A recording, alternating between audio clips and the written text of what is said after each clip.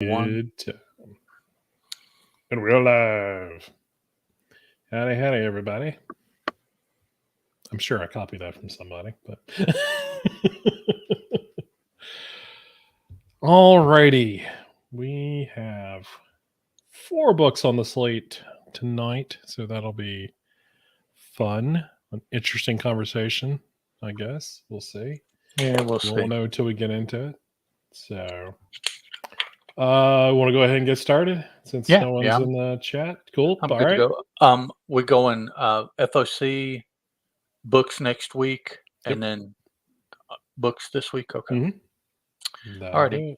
I'm good to go. All right. In 3, 2, 1.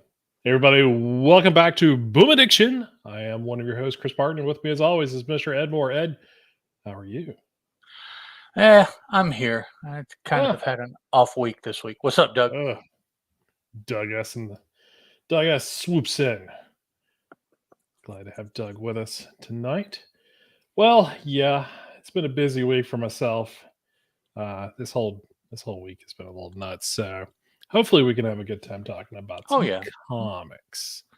Not a lot of news or whatever to talk about from Boom. The only thing that came out today was that the Buffy, The Last Vampire Slayer #1 is sold out and with the second printing. Right. But a little disappointed in what they decided to do as far as a second print cover. Instead of doing getting someone else. I mean, this book did have like 4 or 5 covers already. Mm-hmm. But they just took the cover A and made it a black and white. And I think there's like some color on it or something, like one color or something. I mean, I always look for something interesting with a, with a second print. But neither here nor there. So, Terry Moore. Hello, Terry Moore. What, baby? What are you doing? Cat's trying to get involved. Yep. Did Boom drop their official today? Yes. Oh, they did? I didn't see it. Yes. So Boom Direct hit today, and it was with the Vicious Circle guys. So they talked about concept. I haven't listened to the audio podcast yet. I've watched the YouTube video, which is about 20 minutes long. But I've not listened to the full interview yet. Oh, okay. I saw that. I watched that off of Twitter, and I thought that was something else. I didn't realize that was Boom Direct. Yep. Oh, okay. Yep. Well, then I did catch it. Okay. Yeah. Yeah. I just kind of I was like, oh crap, today is Thursday. I totally forgot. I thought it would be the first Thursday of the month, and I was like, oh, I guess it is the first Thursday of the month. Yeah. Okay, so what I listened to was the audio version. Oh, okay. Because it didn't have any video at all. What I watched off of Twitter. So okay. Okay. Yeah, the YouTube video is about 20 minutes long, but I haven't taken a look at the audio one. But from what I heard of the bit on YouTube, it sounded like a great interview, and I definitely wanted to check out more of it. So I'll be listening to the show tomorrow. I think the audio that I listened to was longer than 20 minutes.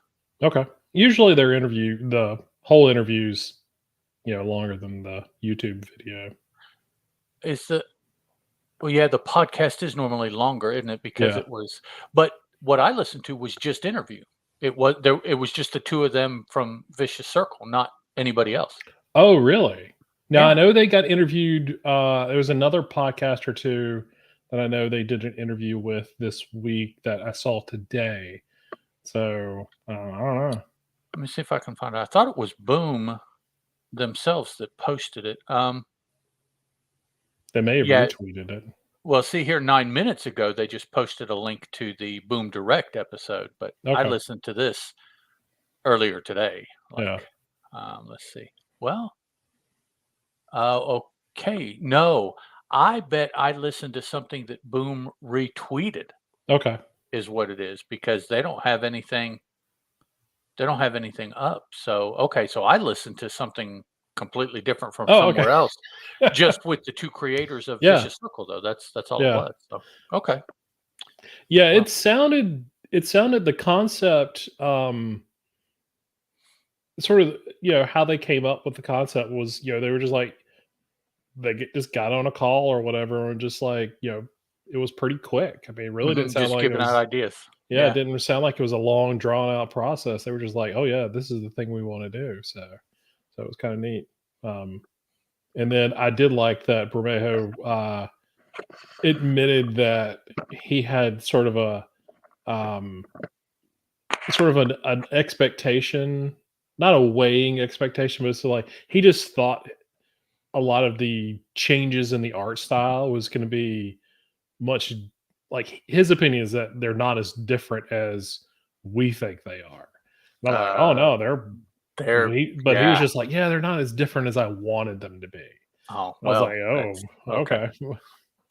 But again, an artist is never gonna be happy with their work. I mean, Right, yeah. but Yeah, it's I had a quick conversation with somebody on, I don't know, one of the other social medias about that very thing, about yeah, the shifting in art for the different segments of the story, and we yeah. went back and forth about how much we enjoyed it. Yeah, it's a great book. Yeah, if no one's, if you're listening now and checked out Vicious Circle, I mean, there's 2 issues out. There's only gonna be 3 issues. Yeah, And it's how many, so was it 50 50, 50 pages or 54 or something yeah. like that. Yeah, And it's, I mean, it's a $10 sort of oversized magazine, kind of right. format, but no ads, no nothing. I mean, it's just straight up Vermejo For what you beauty. find nowadays, I think it's definitely worth the money if Oh, you yeah. like the art. Now, I can Yeah. understand if you're not into the art, then yeah, it's a lot of money to put Oh, out. The yeah. Yeah. story is solid, but I really think that the draw to the book is the art. Yeah. Oh, for sure. Yeah. Yeah, I am a little I think I even mentioned it in our when we talked about the book, I am a little worried about how that 3rd issue is gonna wrap things up, or is it gonna Uh, wrap things up, well, yeah, is that like so all of this going to turn out just to be a chapter one? And right, yeah, which I'm yeah, all fine for. If that's what we're gonna do, then I'm good to that'll go. make a nice fat trade though. Oh, yeah, it'll be great. 100 and probably 150 to 175 pages with added Yeah. value pages. Oh, yeah, yeah, I'm sure So it'll they'll probably add some cool be stuff. 25 to 30 bucks probably for a Oh, soft. it'll be well worth it. Oh Yeah. yeah, yeah. Just everything will be a little bit more than what you normally will Yeah, see. Even though yeah, it's only 3 issues, it's not 4. It's a third again, probably what your trades typically are yeah. or more. Maybe almost double.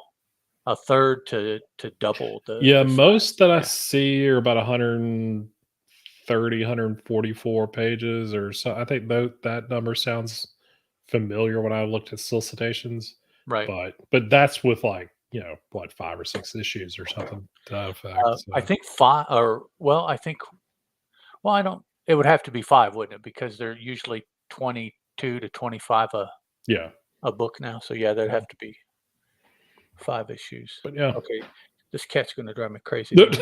Do you need to handle it? No, she keeps trying to get into something and she won't be diverted from whatever she's doing. Oh, yeah, Okay, determination. now she goes. Okay. And Terry Moore to the rescue, calling from half the house away. Dum, Thanks, dum, babe. dum. Okay, I can focus now. Here. There you go. Oh, man, I tell you what, with our new puppy and everything, it takes all of us to just sort of distract him long enough to give somebody a break, Yeah, because he's, little puppies are bitey, that's and, yep, uh, that's and so that's the it's way like, they are "Okay, I too. need someone else to get gnawed on for a little bit while I take a break." I need a break. I Right? need to bandage up, It's stretch out like a little bit. Grace is like, "I think he's pulled a chunk of my hair out," It's like Yeah. yeah, that's just the way it is. Grace, I thought she was going to New York. Not yet. Well, Oh, they've already gone on the one trip. The on a second one's in September. trip. Is she going though to like relocate? No, no, no, no, no, no. Oh, I thought that's Yeah, she's going what for was Fashion Week. coming. Oh, okay. I thought she Yeah, was seeing she and some okay. friends are going up there, Well, so cool. they'll have a good time for sure. Yeah, the last trip they went was just for was like 2 days. She and her brother went. He more went just to make sure somebody was with her. Well, plus, I mean, it can't be bad to go to New York. It's, Oh no, no, so no, they had a good time. So, but I'm sure she's gonna be, she's gonna be bringing her friends with her this time, so it'll be a girls' weekend. Yeah, it'll be a different trip. Yeah. Even it could end up doing the exact same things, but it'll be a Exactly. completely different trip because it's with her girlfriends. Yeah, Exactly. that's fun. Uh, all right. Well, let's dive into our FOC. That's what it's called. Okay. FOC. So FOC is final order cutoff. If we look here, it's for orders. This is your last chance to get stuff that's coming out in the next couple of weeks. Final order is August 7th. Again, as always, check with your local shop, whether you're ordering in person or ordering online, see what their actual cutoff is and all that other goodness. I would hope at this point, if you do FOC, which I highly recommend doing, um, that you already know all that stuff already. But we like to repeat it just for the new folks who are checking us out. So, again, this is stuff that's coming out about 4 or 5 weeks from now. So this is it. So coming up, we've got Alice Never After, number 2 of 5. We've got, let's see, we've got A and a B. There's an E cover, so obviously there's an FOC reveal, although it's FOC and they are not revealing anything quite It yet. doesn't look very revealed to me. So apparently, I doubt if even I refreshed the page, it would do it. But yeah, so there's a couple extra covers in there. This is the Buffy Last Vampire Slayer second print for the first issue. I've already got that up there. So black and white with the little color touch there. Firefly, The Fall Guys, number 1 of 6 is a new mini series. I actually just put this particular book on my order just this week, and I'm putting all the cover B's on as my pull list because it's gonna be all the characters, and I dig Florentino's art. So hopefully we'll get 6 covers that are just all the characters, but sometimes they switch it up on me, so I have to use FOC to make sure I get the right ones. This Francavilla cover, for some reason, puts me in mind of John Sable. I have no idea why. Blonde dude, maybe because of the gun, although I don't think John Sable was blonde. No, he was definitely a dark hair. I don't know. Either that or maybe a Mike Barron cover. So that would be Badger. Badger, but Yeah. Badger wouldn't use a gun. So No. I don't know. It just, I don't know. It puts me in mind. Doesn't mean that I like recognize this cover that somebody else has done similar. Right. Yeah. Just the way it's composed and the artwork, maybe the colors. Maybe that's it. Maybe it's the colors that makes me think of like more a late 1980s Eclipse cover. Oh, okay. I gotcha. Yep. Because of the colors, maybe. I don't know. Yep. I was just looking at some Eclipse stuff on eBay the other day. Snatch up that Eclipse stuff, I'm trying to stay away from that stuff. There's it's a deep hole that I could get into. There's a brand new Facebook group that just started about a month or so ago for Eclipse. Started by, I forget his first name, but Findley is his last name. Findley. He does a podcast. I'll have to check that out. But he started an Eclipse one, and he has been posting just mad. Apparently, he's like decided that either he's going to fill the holes in his Eclipse collection, or he's going to make an Eclipse collection, one or the other. Oh, cool! Because he's just been posting books he's been getting, and it's like, remember? I never saw that one. And it's I love those kind of groups where people are just diving into that stuff. Because you're always going to find something that either you haven't seen since it hit the shelves, and for us, we were around then, or stuff that that was just so hard to find. Like our local shops just didn't order it. So. Maybe it was a one-off that I turned my head that week and just missed it. Exactly. Yeah. I'll have to join that Facebook group because I'm all about some Eclipse stuff. Yep. Finish out. We got Giant Days Library Edition Volume 4. I am curious to, if anybody's not actually picking. I know a bunch of people are picking these things up, but just somebody, that we know, because I haven't picked up my first one yet. but I've got the first two on order. So although I've had a couple books on order lately, and I'm not getting my trades on my order. I don't know why that is. I don't know if they're just holding off or what. So we've got the Hunt for Skinwalker, or for Hunt for the Skinwalker. Number 1 of 4, couple covers there. The Mighty Morphin Power Ranger Deluxe Edition hardcover, book 1. This is a $75 book. And the Something is Killing the Children Order of the St. George baseball cap. This is one that they were selling at FOC at San Diego Con. Right. A couple This weeks is ago at FOC. FOC. When you went there, it would, yeah. I'll get it all together here in a little okay. bit. So, but apparently this is now I think at San Diego they had a couple different colors for the emblem. But on this particular one that you can order through Diamond, it's going to be a black on black. Yeah, it looks like a black satin stitch on the black cap. Now, it's a one size fits all, but I don't know if any of you have noticed on the show, but I have a gigantic noggin. So I'm not sure if that'll fit on me, although I do need a new hat.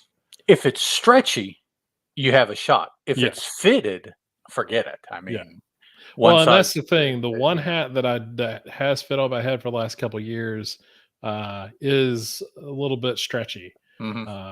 So us parting men in my family are all of us are thick skulled. Well, it would also help if you cut back on the forest that you're growing there a little bit to make it more.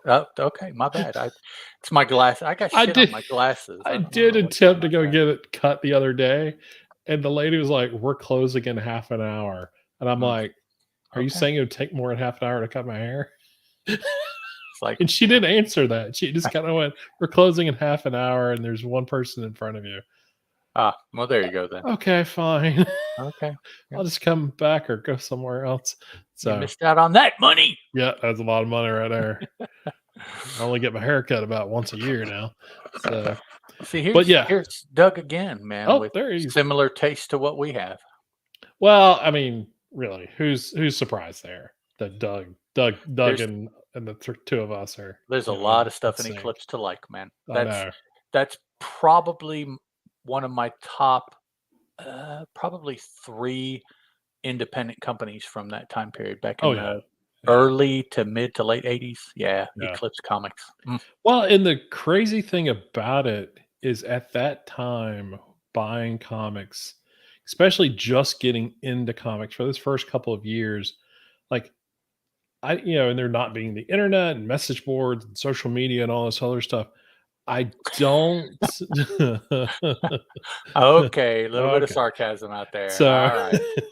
But as a kid, no one was telling me that I needed to be reading something else, right, or whatever. It was just I go into the comic shop, and I just lucked out that I had a shop owner who, I mean, she didn't fill up the shelves like you've been to Borderlands and or Heroes, are hard to find, those long lines of shelves. She didn't have that kind of space, right? But she had 2 or 3 of those, and those were filled with new stuff all the time. So, and back then, not as many books were being published, right? Yeah. So, but still, there was a lot of books. I didn't know what this publisher meant over this publisher. I didn't know the difference between Marvel and DC and Eclipse, or something to that effect, or Comic-Co or whatever. I just went, that's a cool looking cover. I need to check that out. You just went comic book. That was So yeah, that's kind of the cool thing about growing up. When we did. I mean, obviously you're a little older, but it's still the same thing. Oh yeah, I think. Yeah. I mean, it's just you go in there and you're just like, I just want comics. That's all I'm looking for. Man, I was still in grad school, and I would look through what came out every week and buy what jumped at me off the cover. Yeah. That's why all those Image books just grabbed me by the throat, man, because those covers were rocking. Oh yeah, it's good stuff, man. Yep. Always exciting. So, all right, let's take a look at what's coming out next week. You want to run down on that one? Yes, sir. Next week looks like we have 4 books coming out, which is pretty typical. 4 to 6 a week is where Boom has been holding. Yeah. I heard a baby yap there in the background. That was the puppy. And He's downstairs and he's probably biting someone. Oh, okay. So that's what that yap means. Yes. He's trying to get a hold of somebody. He's ready to play. Looks like we have 6 covers here listed for Damn Them All, issue And that's number. coming. That's been on break for a little bit. Well, and this is issue 7 of 6. I noticed that too So when I said that out loud. Definitely a collector's issue. I mean, I like grab that they one of did those. that. I wonder if the cover will actually say 7 of 7 6. of 6. That Because if would it be does, cool. that's awesome. And of course, okay, now follow me. If it does say 7 of 6, there has to be a variant cover that is Borg-like. Oh, nice. And it'll sell itself. I mean, just it'll fly off the shelf. Doug says, I don't have easy access to a true shop. So it was always really cool the few times a year that I got to go. It's yeah. Oh, I can only imagine what that would be like. Yeah, absolutely. You're right. Yeah. I do, I have said over the years, I've been truly lucky wherever I've lived that I've had multiple shops within 30 minutes of me that I've been able to go to since I started reading comics. Yeah. And, that's just been, I've been really, really lucky about that. And I've lived in some odd places that probably shouldn't have had a comic shop, but it did. It did, yeah. I had a comic shop in a guy's house at one place where I lived. Nice. Okay. Yeah, that was back in the day when there was more than one shop per state, like we kind of dwindled down to nowadays. Yeah. When I was in college at Appalachian, there was a shop in town in Boone off of the main street called Dragon's Den that was in a former bank. So he had stuff in the vault and everything like that, which is kind of neat. But then there was another shop that was sort of on the outskirts of town. And he and the guy from Dragon's Den sort of had a falling out at one point, and he was basically told, don't ever open another shop up in town. And so what he did is he literally got to the county line. Okay. And then bought a house that was sort of he converted the garage and a lot of other stuff and built onto it and made a comic shop out of his house. Wow. So he didn't open a shop. He just opened up a part of his house to folks who wanted to come over and see what he had to sell. It's not even a side gig necessarily. Right, yeah. It's just a thing. Made me laugh every time I went over there. Doug and the 7-Eleven spinner racks were exactly. Yes, sir. Now my spinner racks were not 7-Eleven. They were at Kroger, which for those of you that don't know, that's a grocery store. Yeah. So. Okay. Next week also coming out, we have Ghost Lore number 4. Don't forget about the Damn Them All Volume 1 trade paperback. Volume 1 trade. I'm sorry. Yes. So that'll cover 1 through 6 of 6. I guess since 7 is coming out, who knows exactly what that's going to cover because they've already gone over their limit as it is. I mean, I just want to double check just to see. Yep, 6 of 1 through 6. That makes sense. That's just that's just a carryover typo. Oh, for sure. Like where they just Ghost Lore 4 of 12, and we have on record A B C D E. Yep, 5 covers. And I say the letters to see if there's any gaps because then there would be more. Like this next one. FOC. I mean, there's always gaps. So F G H. Oh no, those are all consecutive also. Yep. So that's what 2, 4, 6, 8 covers listed for House of Slaughter number 16 coming out, and then the much awaited, fondly awaited, I believe, Mech Cadets, which was also I think the name of the first volume. So it was.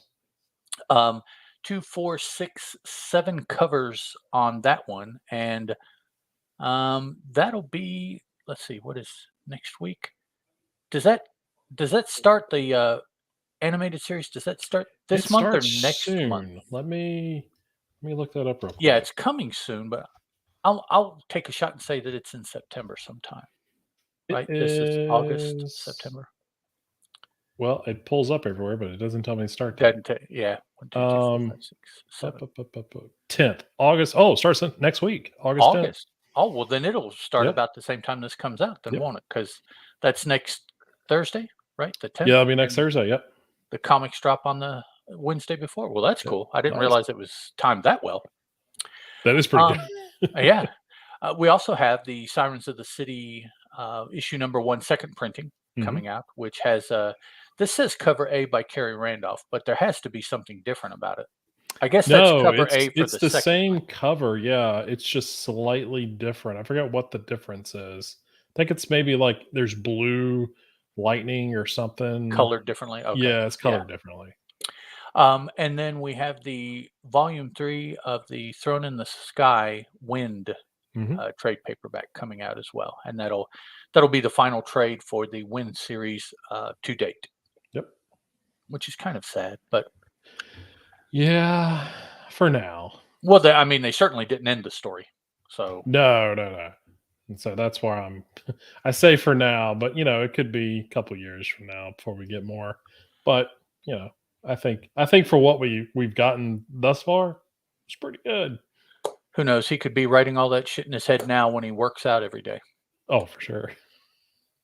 Which I say in jest, but not, because he's on a major get his body in shape routine, and he's been Yeah. posting social media pics of different aspects of his workout and how he looks compared, and he's Mhm. done a really successful job of Yeah. toning himself up Oh, for for sure. sure. It's good for him. All right. So this week in comics, we have 4 books. We've got Buffy the Last Vampire Slayer. We've got Once Upon a Time at the End of the World number 8, Grimm number 12, Fence Redemption number 3. What would you like to start off with? Let's start with the book I enjoyed the most, Grimm Okay. number 12. Sweet. All right. So things are definitely winding up for this story arc, I guess would be Mhm. the best way to put it. Um, this comes to us from Stephanie Phillips. Flaviano is the illustrator. Stephanie Phillips is the writer. It's colored by Rico Renzi and lettered by Tom Napolitano, with one, two, three, looks like 4 covers listed. The logo designer was Dylan Todd, and the overall designer, Madison Goyette, with an assistant editor, and an executive editor, and created by Stephanie Phillips and Flaviano, which they are the same people that have been on it all 12 issues. Yeah, exactly. So we get finally a little bit of background about how Lila came to even know, which is an important thing to know, the Grim Reaper. Right. Because by this time, if you have not been reading, spoilers. But if you have been reading, you know that Jess is the offspring, somehow, I guess traditionally, of Lila and the Grim Reaper, which I don't know if he's ever been given like a formal like No. Christian name, or it's just the No, they Grim just call Reaper, him Grim Reaper. or Reaper, I think is what Yeah, they. Reaper, But yeah. yeah, so we knew that, somewhere along the way, obviously they knew each other rather well, though briefly it may have been. Um, but we don't know why. And this issue, we finally start to get into that aspect of Jess's story. And um, she definitely is salty now, as she has been appearing in the story, Oh, Lila. yeah. Yeah. But this Lila Oh, yeah. was beyond salt. Oh, She yeah. was I uh, enjoyed that. apparently she was part of a gang, but I don't necessarily mean gang like gang bangers, Right. drugs, or motorcycle riding or nothing. I think a gang, more a small group of people that did dirty deeds. Yeah. And does this say? No, he talks about a plea deal. I was put in mind of some sort of like heist group or something like that, because there was just 4 of them. But Yeah, they never were real clear on what exactly it was, and I think that I don't know if it's done that way because it's not important or right. it's part of a bigger story. that they may get to down the road. Yeah. Um, We do get a little bit of time frame. 25 years ago, it mhm, says. So that tells us how long it's been since at least Lila first met Grim Reaper. yeah. I don't know if there's been any direct admissions of what Jess's age is, but we know she is on the younger side as far Yep. as um, normal people go, even though she's not a normal people either. But so you can kind of start filling out a timeline with the fact that, well, Lila and Reaper met 25 years ago, Mhm. according to this. So, but yeah, Lila she is just way salty uh, to the group of people here. She's way salty. You see why the Grim Reaper has meets her, which is Right. obvious, but I, Yeah. I don't want to just absolutely give it away. But you know why the Grim Reaper meets somebody. Um, but when she does, she's not, I don't think, completely gone yet because she is still experiencing pain, Yeah. which means that there is a physical component to the Grim Reaper also because she is corporeal. She lays a smackdown on him, I know. so he I must have I been love that corporeal because also. he's just kinda like, "Did you just punch the Grim Reaper?" The Grim Reaper, yeah, yeah. I mean, he pops up and he's like, "Oh, I see this all the time. Don't be scared." And Right, yeah. she's struggling and everything because of the physical condition she's in, and scared is not what she is. But No, the no. Reaper reads that as being scared. I'll help you Yeah. with the journey ahead and all this kind of stuff. And yeah, I don't She's like, I don't "Whatever." I don't think the interaction quite turns out the way he's used to with, No. with people. Um, Definitely puts me in mind of uh, on a pale horse by Oh. Zelazny, um, because in that story, Zelazny, as well as his Amber books, he wrote a series of novels about conceptual beings personified: Mhm. Father Time, Mother Nature, Death, which is on a pale horse. Dude inadvertently kills Death, unknowing that what that means is that he who kills the personification becomes the personification. So now Right. he is Death. And Yeah. he's like, he doesn't know at first. He certainly doesn't know what the heck to do. Yeah. But it's just of those personification novels that he did, and there were like five of them, seven of something like that. On a Pale Horse is my favorite. A lot of people actually enjoyed that story too. So it's pretty good. It explains the horse concept. It explains the scythe concept. All these things that we have Yeah. attributed to death, and it puts them in real world terms because Oh, it okay. this is it, it's See, us I've now that heard of it, but I've never read it. So that's yeah. I It's appreciate you kinda going into that. it's very entertaining. It came out, I don't know, we'll say in the late 70s, early 80s, Yeah. Yeah. and that's when it's set. It's set in the same time. So the dude has or Zelazny, I mean, has 70s or 80s like explanations for all of these myths that Mhm. surround the Grim Reaper as he goes about doing his job, and why people perceive these different things in these, dark, Yeah. dour kind of. And this dude is like an 80s person, and so he envisions these things like 80s things, Yeah. and so that's his accoutrement, is very contemporary stuff Yeah. and ways of doing things. It's cool. Really good. Stephanie Williams has done a great. Yes, I agree, Doug. Yep. Um, Totally agree. so this is kind of a flashback. I think because of what recently went on with Lila, she was stopped to kind of catch her breath and was thinking back to this is Yeah. how it's framed, and we get to see that. Yeah. But n- the now portion of Lila's life, she is having this interaction with the personification of life, Mhm. which seemed like, as far as we knew, it was the personification of life, and he has some lifey like, or life magnifying or life giving kind of powers.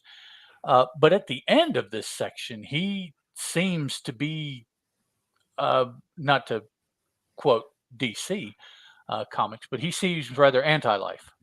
here Oh yeah. at the end of it, and it's like, I guess, like life giveth and life taketh away. And so yeah, Maybe. but yeah, it got kind of like, oh, well then maybe he's not life. Maybe he's just Yeah. saying he's life. So um, we see also. Have we seen really? Has he life told us what this gem is or this crystal is that Lila I has? don't remember. That was why I was trying to think back when I was reading this. I'm like, do we know? Like, I can't recall. It didn't So I jump need to out go at back me and that we flip through knew. the last couple issues, yeah, and see, because I know they didn't explain the last issue, but Right? I'm Yeah, but wondering if it happened in 8 or 9 or something like we that. knew that he wanted something from her, and I Yeah, thought that he made allusions to the gem or to a piece of jewelry she had, but that was all I really remembered. I didn't remember yeah, but it anything was something that the specific. Grim Reaper gave her. Okay, And it may and be something that extends her life. I'm not yeah, entirely sure. Yeah, so I need maybe, to yeah. definitely need to go back and refresh if it So then explains. we cut to this. I guess it's in hell, but it's not like strictly in hell. But this hell in a cell. No, sorry. This cell that Jess is in, where she is. Adira is trying to get Jess to help her with something. Yeah. Um, so we have Adira. We have Jess's friend Marcel, Oh, who, that's Edward. or that, yeah, Edward. I'm sorry. Yeah. Marcel Yeah, is he the one he that's, keeps yelling about they need to go help Marcel though. yeah, but Edward wants Jess to do it. So, Yeah. so Yeah. he is like the quote unquote angel on Jess's shoulder, Yeah. and Jess or Adira, whoever, is the against it side of shoulder of Jess, and so Jess is uh, Adira is trying to convince Jess to help her. Edward is for that, but even that is not enough to get Jess to give in to helping Adira. Yeah. We do see the Grim Reaper's staff here. Scythe, although it's kind of a collapsed at the moment. Yeah. Um, all the Reapers have scythes, but the Grim Reaper, being the main dude, his scythe is does more. Yeah. They can do more with it. So, and it's kind of the apparently we have been led to believe that it is um, the coat of office of being the Grim Reaper. If Mhm. you wield this scythe, that means you're the Grim Reaper, which something that Edward says here, with the way that this scythe has been positioned in this mythology, I would think that what he said about it was already a given, um, and that is he's questioning if the scythe is sentient. Oh, yeah. Well, I mean, if the office is essentially given to he slash she or they slash Mhm. them, or whatever the appropriate pronoun would be, um, who wields the scythe wields the office, then that means that the scythe has some ability to dictate no for this person and yes for this Oh, person, which yeah. Yeah. in my mind would lend to the fact that it must be sentient on some level. Yeah, because Adria has Oh. admitted that it just doesn't work for her. Right. It's Yeah. almost like it doesn't like her, Yeah. let's say. Yeah. So, but yeah, I guess maybe what it is he's finally stating that thing that has been implied, and Yeah. he's just the first person to actually state it. But to Yeah. me, I was like, well, I thought that's what they have been trying to say Mhm. since we learned other things about the scythe. Um, Now, what something happens here? Does the scythe? I guess the scythe does this. Does it open up this? It looks like it does This because apparently where they're sort of being kept, this imprisonment is underneath all of these souls or mm, something. yeah, And it's so, yeah, so the scythe because the scythe just sort of floats up and he's like, is it supposed to do that? And then it just sort of reacts. And when it does, yeah, the barrier breaks and all of, it. he refers to it as water, but it's just all of these souls and everything start to pour in. It's Yeah, like and so they they're get washed away with it. It's a um really interesting visual. yeah, it's really cool. Until she she being Jess finally gains possession of the scythe. She Yeah, grabs it up and it seems to stop everything. yeah, And then I believe it's Adira that says it worked. yeah, So yeah. So uh, she had this in she mind.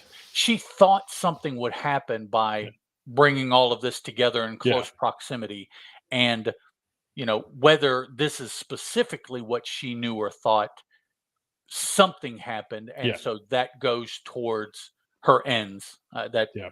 is moving along the path, either of things occurring or of getting Jess to do certain things, whichever. Right, and the whole point of, or at least what I thought from last issue, the whole point of her even coming to Jess is because she was concerned about the deal that Annabelle makes and all this other stuff. But there's nothing about that there's nothing in her conversation with Jess that makes me believe that, like, she, like, I don't know if I was expecting her to, like, look, if I just explain Right. what What? Annabelle's doing, then you're gonna help. And Right. Yeah. it never even, that never even comes out. It's just more like, Mm-mm. I need your help. Well, I'm not Um, gonna help you just for, and so yeah, so she yeah. incites whatever this is.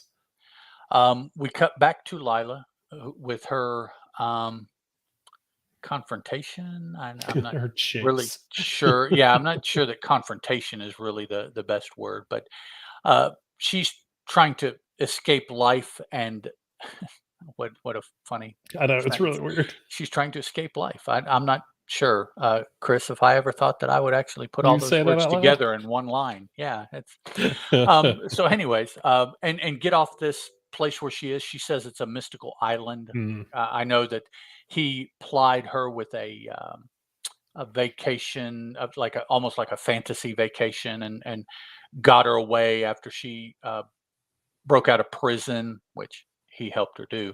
mm, I don't think she has found that out yet, but brought her here to schmooze her. She turned him down, tried to run away and get away. In the pursuit, she loses the handle, loses control of the gem. It kind of falls away from her as she falls. And then as she is being held by the powers of life, there's another one of those statements. Um, we see the Grim Reaper walk up and grab the jewel, the necklace. mm. Now we don't know. I thought at first it was going to be life, but then in the next panel, when we see it's the Grim Reaper, and it's like, well, but everybody thinks that the Grim Reaper is dead. So Right, was the Grim Reaper playing at being this character called Life? right. Is that who Life? Because there at the end, he got really nasty, Yeah, which put you in mind of, well, the Grim Reaper could look like that, I would imagine, being who and what he is, yeah. So yeah, so I'm sure we'll find out more about the connection Oh, of all yeah, that. But yeah. anyways, here at the end of this segment of the story, we see Grim Reaper, who, as far as we know, is supposed to be dead. Everybody says he's dead, even Jess. That's why, uh, uh, if I recall, that's even where the story started. Is that some things started happening to Jess because the 'Cause he Grim was Reaper died, and that's yeah, her dad. So it's like, yeah. well, all this belongs to you. You have to be leader now.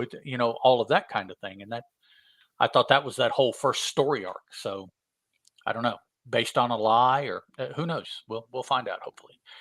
Um, then we see that the scythe has transported Jess and Edward at least somewhere.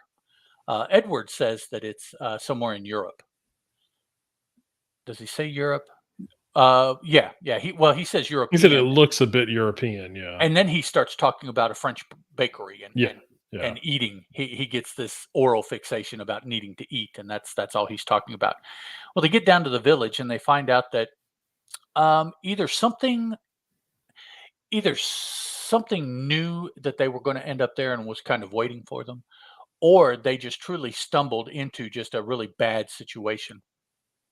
And at the end of the book, I believe we're introduced to a character that I don't recognize.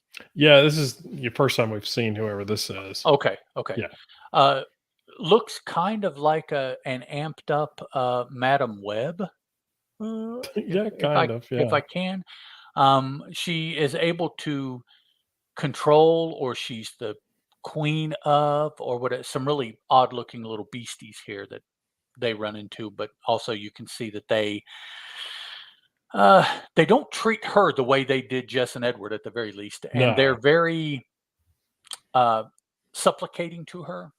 You could almost, by the way it's drawn, you could almost hear them like maybe barking or making some kind of Hmm. sounds at her or something like that, like she's like leader of the pack kind of Yeah. thing. And Yeah. that's it. She's a pretty tough looking uh, female too. Oh yeah, for sure. I like the design and everything. That's Yeah. really cool.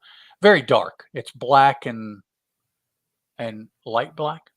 It's Yeah. basically, it's shades of black. It's It so looks kind of black, it's purple. purple. Yeah. Yeah, I think it's intended to be all black though, Yeah. except, like I say, she's got this Madam Web thing, so the whole top part, well, I guess it's, actually to the bridge of the nose more, Yeah. is covered, and then from there down, it looks like a Caucasian face. So, Mhm. um, or a Hela, maybe a cross between, maybe it's the love child of Madam Web and Hela, maybe, from Marvel. For those of you that are Right. familiar with Marvel, and that's where the story ends. Or no, no, I'm sorry. No, we do have a quick epilogue where we catch up with what Annabelle is doing, Yeah. with Kelly guiding her to to do something much the way apparently Adira guided Jess to do something. Yes. Jess was not willing, but Annabelle seems to have been willing. But the end result is the same essentially for both, and that is that it causes something to happen that neither wanted nor expected. Right. So a little bit Which of simile there. Annabelle was so hyped last issue, like she had pulled one over on a drawer and just like, "Oh, I got you," and then this is what we end up seeing at the end of this issue, and I'm just kind of like, "Is this?" She obviously was not expecting it. I mean, her reaction was definitely, Mm, express that this is Yeah, not what yeah. she expected. So, but yeah, but definitely a different turn. So, kind of interested to see where we uh, go from here. She still reminds me of that. What was the name of the female World War II slogan woman? Oh, yes, 100%. The Ratchet, not Ratchet. Oh gosh, Yeah, I can't remember her I name know what either, you're but talking about, but it's the one. Yeah, it's the because all the women were working in the mhm, machine shops and stuff like that, and she's the got the yep. fist up in with her Much hair like tied Uncle up. Sam was to get the men to Yep. enlist, this was the promotional figure that they used to get the women to Yeah. do their part. Yeah. Oh yeah, Rita yeah. Riveter, something That like sounds that. close. I think so. But yeah, that's who she, in my mind, that's who she Yeah. reminds me of. And I don't know, maybe that's who she's supposed to be. I'm not Yeah. sure, but her name is Kelly.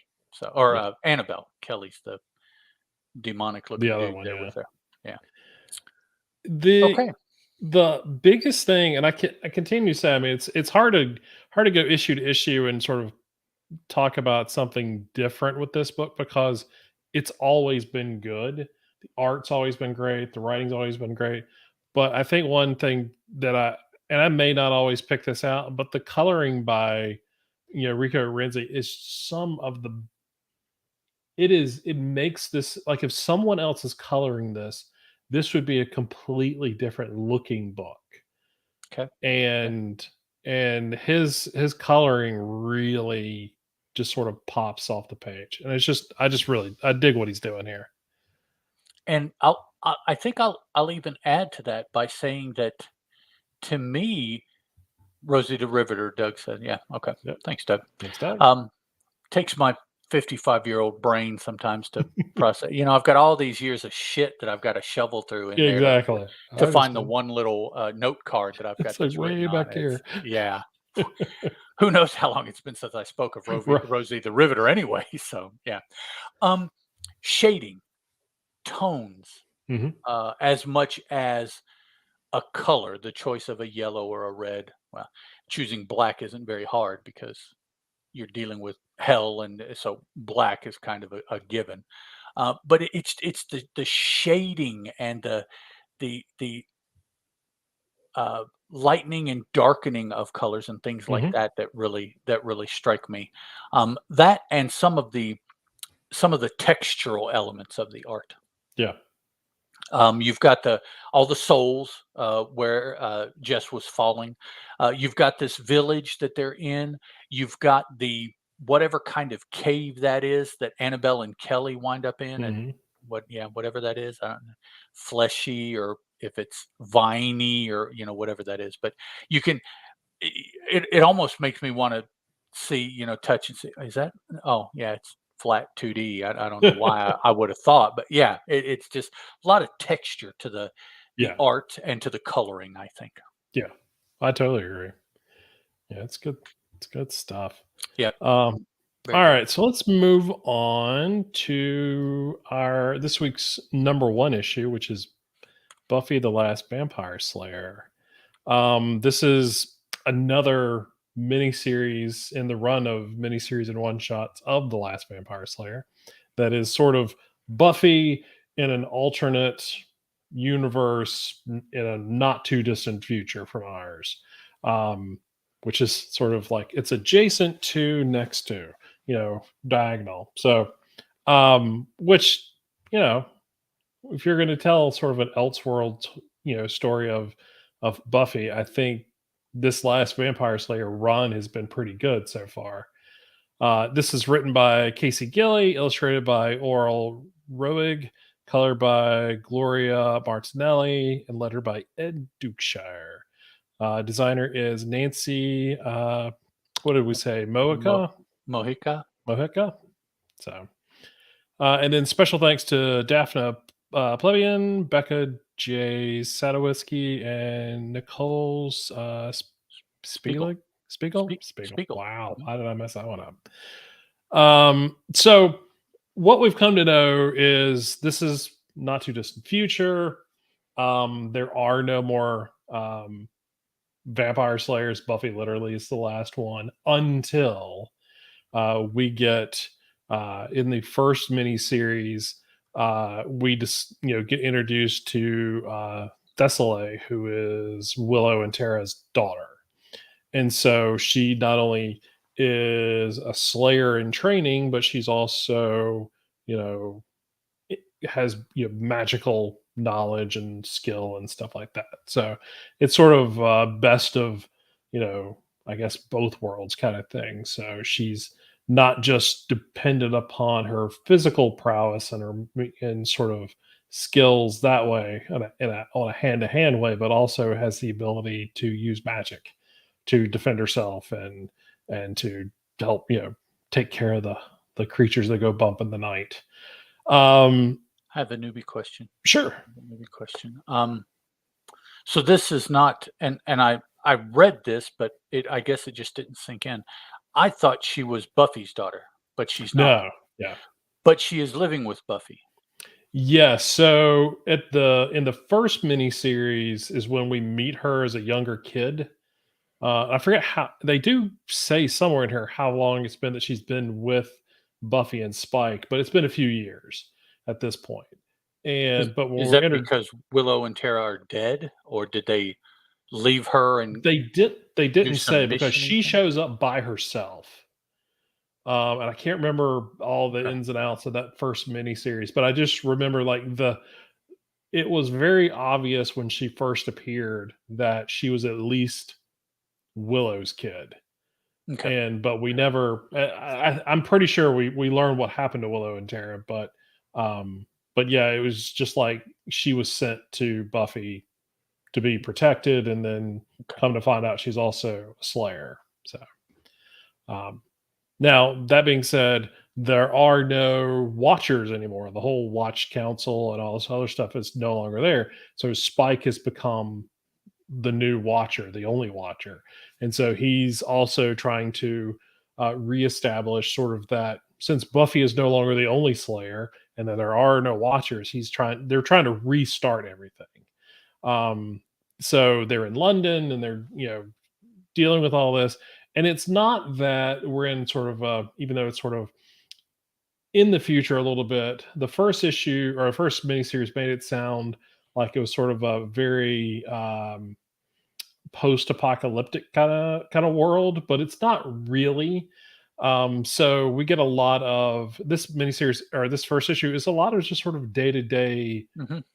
kind of stuff. This is not anything huge and special. It's really does a good job of introducing these characters as if you never read any of the other last Vampire Slayer stuff, which is great.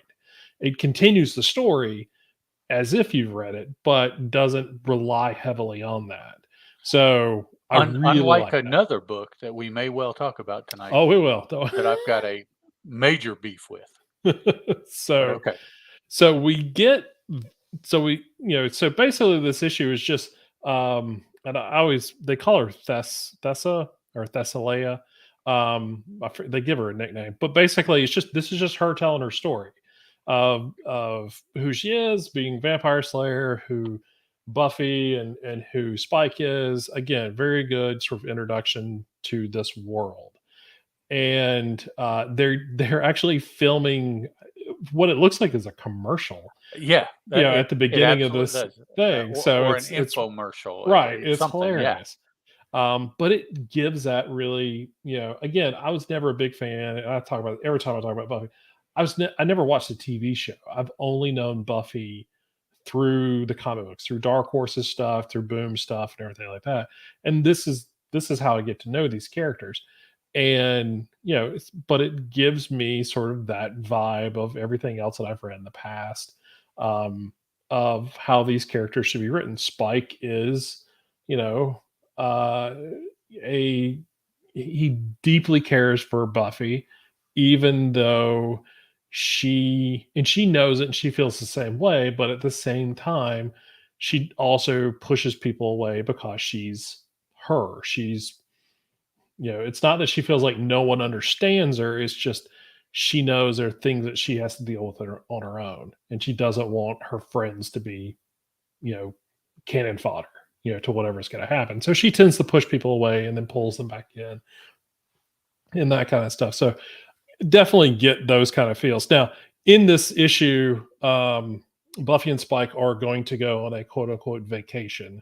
So that's kind of the thing. And so we get Anna, who comes in to sort of babysit and is the watcher in training, or intern watcher or whatever. Basically, it's just someone to watch over, Thessa, just to make sure that nothing bad happens to her. And so Anna's got her own sort of schedule and how she likes to run things and all this other stuff. And Tessa's just a teenager. She just wants to go out. She has a really crappy job where she cleans, the pier from all the, you know, you just basically just cleans it. So you get, all the gull poop and all that crap and just trash and stuff like that. And that's just her day job. And then at night she goes around and does her, patrolling and dealing with, vampires and other demons and creatures and stuff like that. But she also has a girlfriend too. So she's trying to have a social life. A lot of this is very reminiscent of, the quote unquote early days of Buffy the Vampire Slayer. It's that kind of thing. Now she's not built her Scooby Gang or anything like that, but it definitely has that feel that a little bit of that is starting to take place. Now, are we going to get years and multiple volumes of miniseries and stuff? I don't know, but it definitely feels like this is a really solid starting place. Um, she's got a girlfriend, or at least someone she's starting to date, and so that we get a little bit of that sort of interaction, but we also get sort of a warning that Anna gives her, that is sort of a gut feeling. Well, yeah, And so you see that it's more than a gut feeling, but right, yeah, yeah, it's a gut feeling, yeah. yeah, and I do like the fact that we did get that tease sort of at the end of the issue, because it sort of, you know, as a parent, especially of a parent, of having a daughter, when you try and say, look, some of No, these people, no, I know these people kind of, it and they're doesn't like, work. no, it doesn't, it's that kind of thing. I No. do appreciate that it's not just Anna going, I just have this bad feeling. And then that's all you hear. You know, you, you know, you get the I have a bad feeling, and then you as the reader get sort of the inside look, oh, Yeah, that's something's up. And so I now appreciate that. there were multiple things related to that that I liked. First, you get the news report, right? So Right. in the big world something is going on. Yeah. Yeah. Then you get to meet her girlfriend's brother's gang, Right. and Yeah. so I'm like, oh, okay, well, obviously they're going to be the bad guys. Oh, yeah. No, that's not what it Yeah. turns out. And then you get the caretaker saying, I've got a that one doesn't Yeah. vibe right with me. And of course, she's like, no, no, no, no. And then you see all of these elements that are just part of the Yeah. story all come together in the last couple pages, and you're Yeah. like, okay, so Yep. okay. So It's a that's what I solid enjoyed first about it. issue. I mean, it's probably one I don't say I hate saying the best of anything like that, but it is a really, really solid issue. First issue for anybody. Like I said, if you've never read Last Vampire Slayer, you've never read a Buffy book.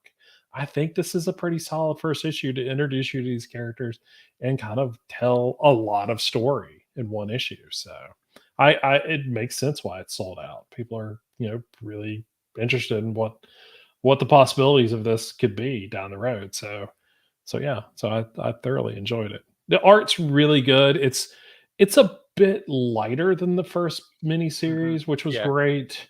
The tone of it is a lot lighter than the first miniseries, and the reasons for why the first miniseries was the way it was. Um, and I do recommend reading it if you're at all interested. But again, not critical to read it, to get into this book. So, but yeah, definitely, I had a lot of fun with this issue, and I'm always a little skeptical going into a Buffy book because I've read so much, but Sarah Gailey is just she's proven to me from the work that we've seen of her that we've covered here and not she's got it. I mean, she knows what it's I hate to say she knows what she's doing. It's not that. She's just good at what she does. She knows these characters, she gets in there and has fun with them and does right by them. So I'm all for more of what she's got. So yeah, this I'm looking forward to this miniseries finishing out. So Even though I don't know the people, I don't necessarily feel like I missed something because I don't. mm, I mean, I wondered who the dude was with Buffy, and you said Spike, and I'm like, okay, that doesn't strike me as the Spike. But right, yeah. I'm used to seeing Spike in his vamped out form Oh, in my exactly. mind's eye, not in his actor Yeah. form. So otherwise, several of the people, the girl that came to watch over her, and I don't know who they are, but I when I got to the end of this issue, I see that I didn't necessarily need to know in Buffy lore who they are. Right. More important was the position in the story that they have been slotted into. Yeah. What their point in the story was. Exactly. Um, then, like I said, I do like the way those three or four kind of um, motivating or the dark elements of the story all Mhm. came together to where in that final panel, I was like, okay, I, you know, Yeah, because up to that point, we really didn't know what the threat was of this miniseries. It is a Buffy comic, so there's got to be some sort of supernatural threat, right, right. and we hadn't got it yet. So yeah, so we at least get a suggestion of what it could be. If May they are not be going it. to end up being the threat, that's certainly not who I thought as I was going through. Right. Because in your Exactly. head, you're taking a Mhm. census. You're like, nah, it won't be them. Won't be Yeah. them. Exactly. So Speaking of census, and I don't Huh? know why this came to mind, but it has nothing to do with anything. Have you been watching any of AEW lately? No, I've caught the highlights, but that's about it. Chris Um, Parton, let me tell you, the Adam Cole MJF bit oh, no, no, is no, that I have been that closely is paying the attention to. best story I have seen Yes, in years yes. because Terry and I, we were sitting, I think it was last night, and she said, "You know, how what about this? What if Adam Cole went to Tony Khan and said, 'Tony, you give it to me, I can turn him face.'" And Tony's like, Right. "No, no way, it's too late. He's too far gone. Yeah. He's gone done. He's a Jake the Snake. He Oh, will yeah, yeah, yeah. never be face." Adam's like, "No, I man, got this. give it to me. I got you. And I'll be damn, I don't know if that's how it turned out, but Oh, yeah. that bit is Oh, it's terrific. great. Every I time I see them, it's Oh man, it is. And of course, you really are getting the feel now. Um, I don't know if it's going to be the Wembley match, but I guess that would be the yeah, perfect place for the turn, yeah. both. But it Oh, doesn't it's matter. so good. The- It You is. know that that's going to happen, and the story leading up to it has just been the best storytelling AEW has had. I think Oh, yeah, it's and it makes a wow. whole lot of sense that those 2 guys are the ones doing it. I mean, that it's M just MJF is a talent. oh, and the thing is, there's no ego in that story. No, Like, there's not one trying to outdo the other than just to amp it up a little bit, you right, know? as part of the character that they Right. are Yeah, already. It's yeah. yeah, it is. They are just playing it so well. It Oh, is yeah. absolutely 100%. fun anytime they come on screen. It is just fun to watch them. Oh, and the whole announcement for the match and everything like that was perfect. Yeah, I thought that I'm like, "Okay, so Like, this is where they're he's gonna not gonna turn. turn, they're going back." I'm like, Yeah. "Okay, is it?" And they got me again. I'm like, Mhm. "Okay, I'm your mark. Go ahead, Yeah, just exactly. yeah, go, you got me."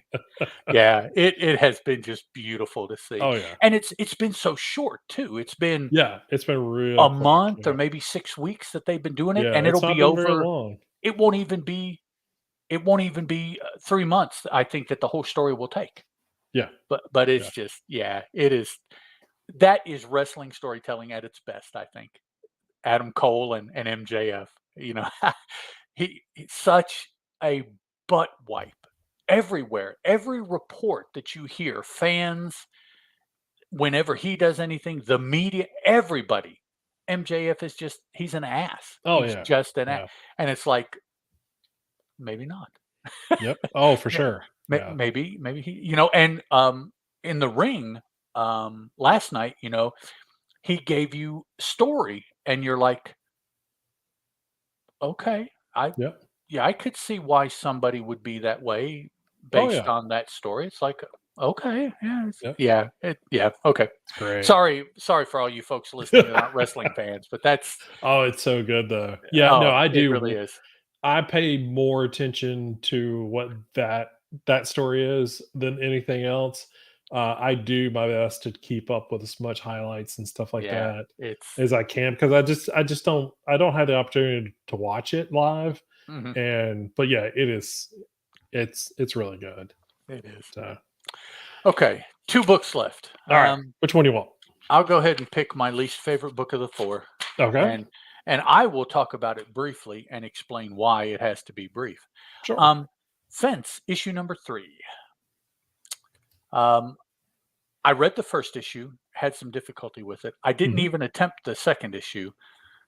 I read this issue. Didn't have any um the story itself that was in this book made sense. It was Sure. pretty straightforward. Yeah. But I have issues with the story itself. Mhm. First, this is brought to us by C.S. Paquette and Joanna the Mad. They created it with Paquette writing and Joanna the Mad illustrating. Mhm. Colors by Joanna Lafuente, or yeah, okay. Illustrated, I'm pronouncing it Joanna. It's Johanna. Colors, I am pronouncing Joanna, and it's Joana.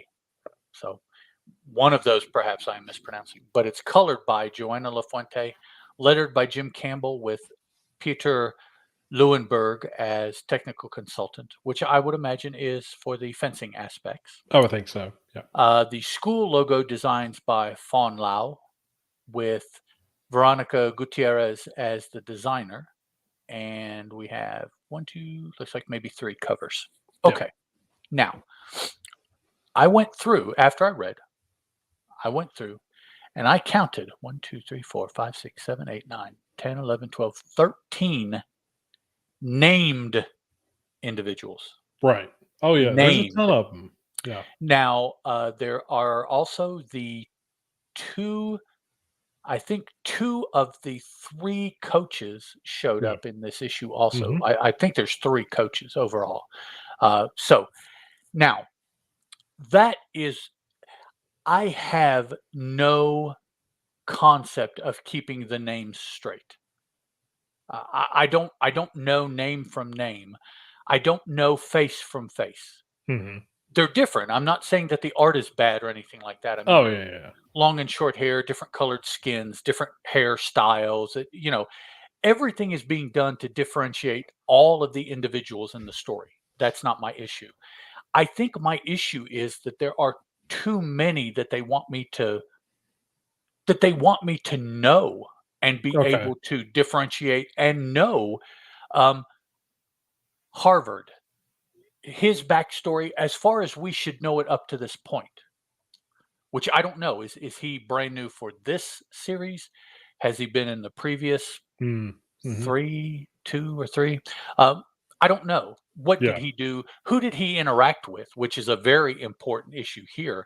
Yeah. Because, daggone it, as far as I can tell, other than the coaches, who we don't know, there is not a straight individual in the story.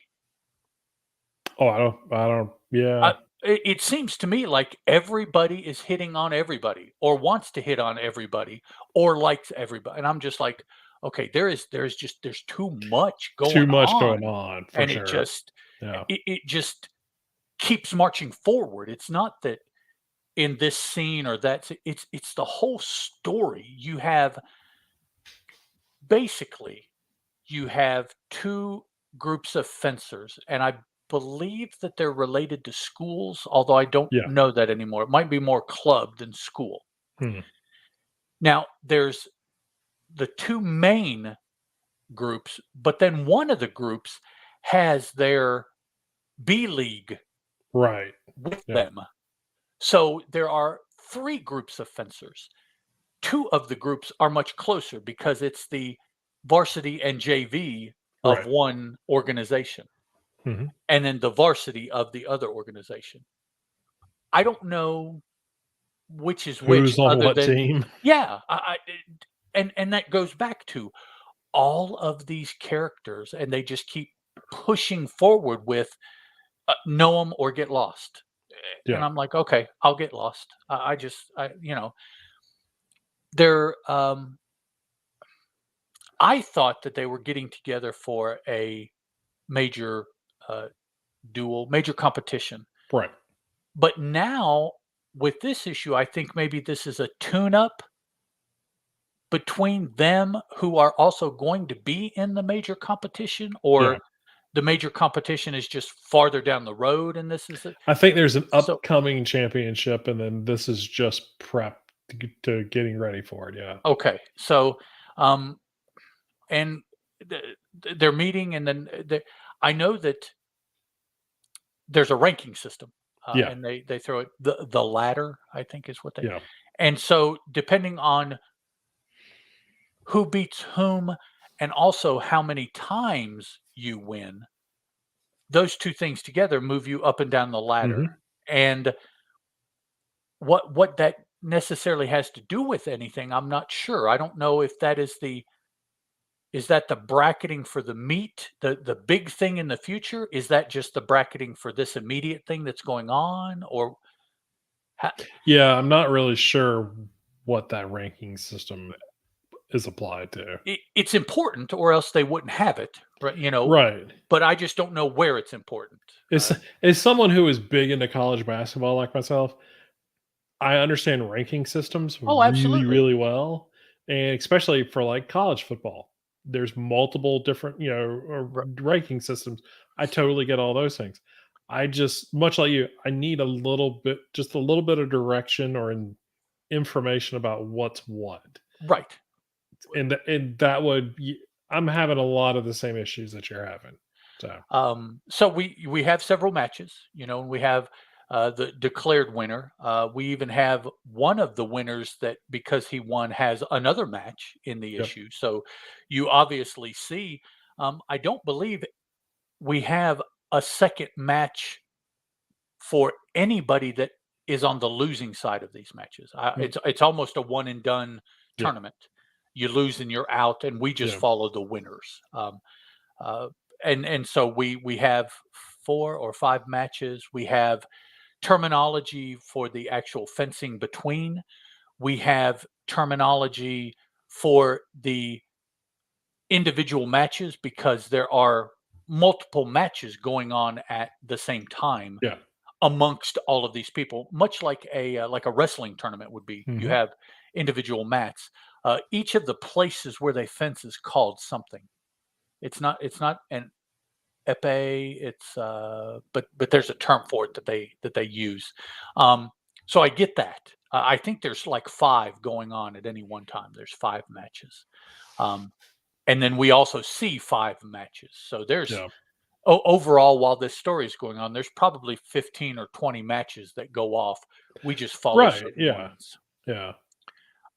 We get a little bit of background on Jesse Costa, a little bit of his why he Oh is yeah. who he Hmm. is in the story as this.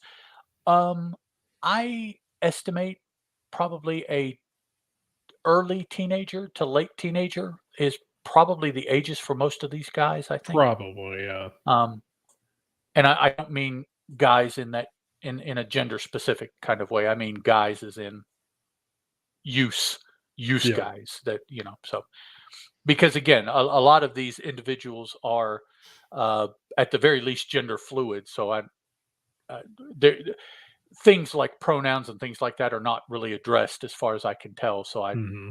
I don't know what would be appropriate and what wouldn't. I would have to ask them. Not trying to be facetious, but Right. um, pronouns have become a personal thing that you use. So I mean, unless we hear from them, we don't know what their pronouns are. Um, let's see. We almost piste piste one. That's like Matt one. Oh yeah. If it were Gotcha. wrestling, Matt one, Matt two. Piste is apparently what they're referred to. So um, there's a major match that goes on between a couple of them. Um, Sung Shul and CG. Hmm. It's a 5-point match, and at one point it's tied 4-all. And so the next point, which is a touch, wins. Hang on just a sec for me.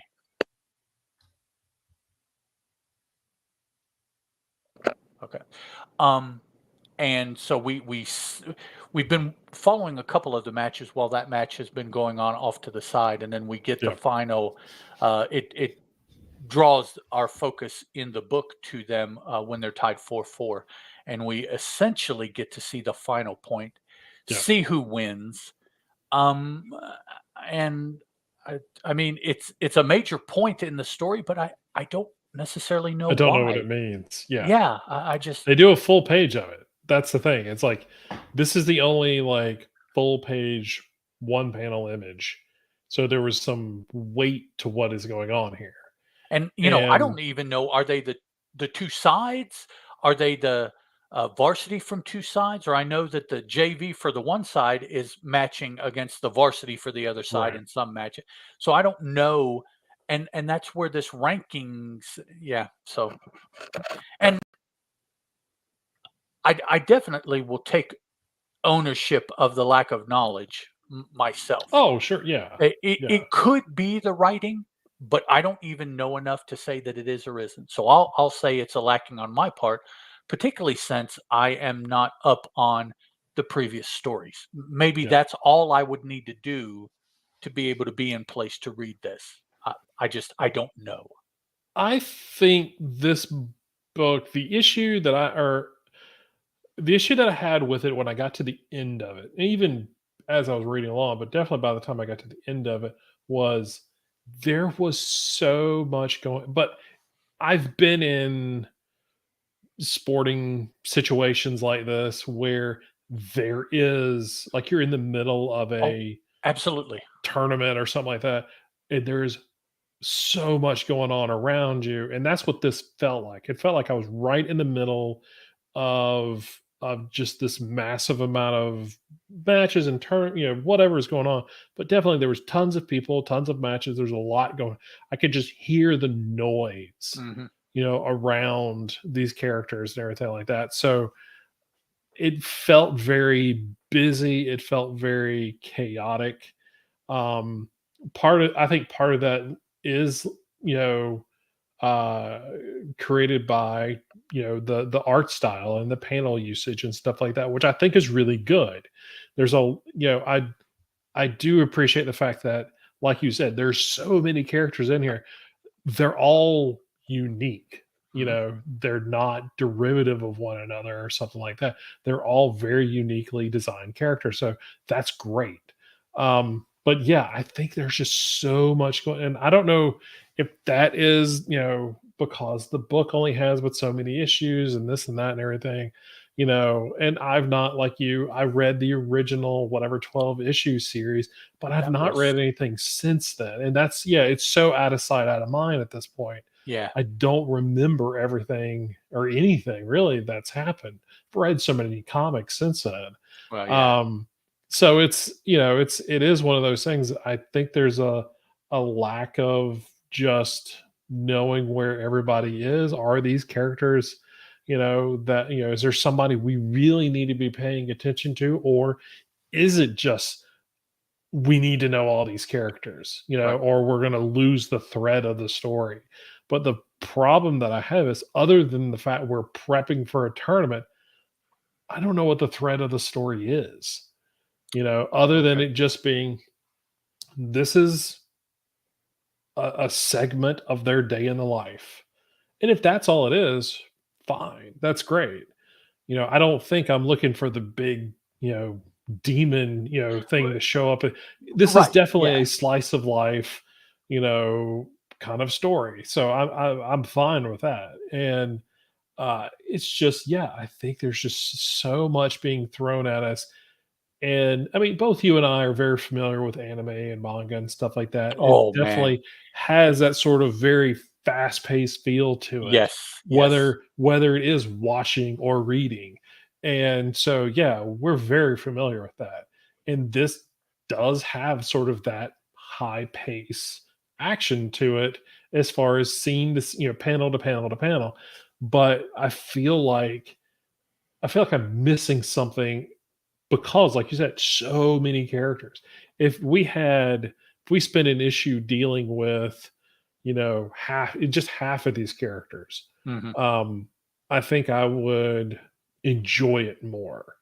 I at least would probably know who everybody is on a more on an easier, you know, roll call every issue than me trying to go, oh crap, who is this? Kyle? Is this Hart? I mean, I know who certain characters are and stuff like that, but still at the same time, it's just like there's so much going on. I And just need a break. as far as the art, couple things. Yes, Mhm. it is definitely anime influenced, Oh yeah, yeah. without a doubt. And I will also say, as a sports um, story, Mhm. sports comic book, Oh yeah. sports. I'm not sure what my other adjective or noun should be, but there is no doubt with the style of art that it is a sports influenced story that you Oh have. yeah. Oh, 100%. So many people in their fencing. Some of them are in the uniform that they have to wear at school, so you can Mhm. tell those who are playing that day and those who are not. You can tell the coaches. Mhm. You can tell those who are active in the sport that they're doing, which is fencing right now. Those who are waiting in line for their turn or their time to do all of these different aspects of sport, uh, fencing in particular, are all there in the Oh artwork. yeah. So I do have to give it that because there really aren't a whole lot of sport-based comic books on the market right Oh now. yeah. Yeah. Uh, so the art definitely captures that this is a story about fencing, Yeah. and you even have the opportunity to learn fencing because Oh they yeah. use Yeah. terms, they talk about positions and things like Mhm. that, which I know in fencing is very particular. Yeah. It's a very it's an artistic sport, but there are very specific elements that this style of fencing has to have, and Mhm. those elements have particular names and they're used at particular times, and those aspects of fencing are presented in a digestible format. um, I have attempted in the past to watch fencing at, say, the Olympic level, and you don't get that because if you're watching fencing, it's because you're a fan, and so Right. and they commentate based on that, Yeah. and it's like, well, but unlike or like, a comic book, every comic book is somebody's first. Well, apparently, when you watch fencing in the Olympics, it can't be your first. You've been watching for Right. the last 5 Olympics, and Yeah. and so they commentate that way, Yeah. and you're like, I don't know what that means. What did he do that was good? I see the green light. Green means good to me. Right. He Yeah. he has a red Something light, so happened. that's bad. Did he hit him? Did he go too far on the pad? I know Right. you can't. Did he step off the back, which I know is also bad? Right. Yeah. So I'm like, which of these things did he do? It all happens so fast, and it's like, but here, because it's static and it's one frame, you have the opportunity to Yeah. look and see, okay, here is where he touched him. Yeah. This is why he won that last point, and all those things. So Yeah. the sport aspect of the story, I think, just from a sport, because I don't know much about fencing at all, Mhm. I thought was really well done. Yeah. I agree. This is not a bad comic by any stretch. No, it's on me. It's yeah, There's it's you know, my issue really is just there's too much, you know. Now, is it too much because I just don't like keeping up with a ton of characters? Yes, uh, 100%. I like smaller casts for sure. But at the same time, I think the handling of the pacing is very fast, and yes, yes, it is. it is a style of writing, for this particular kind of book, and so I'm not going to hold that against it. That's just the way this thing is supposed to be written. Right. So, and it's drawn that way. So it's not like it's definitely not the writing and the art are working in tandem with one another.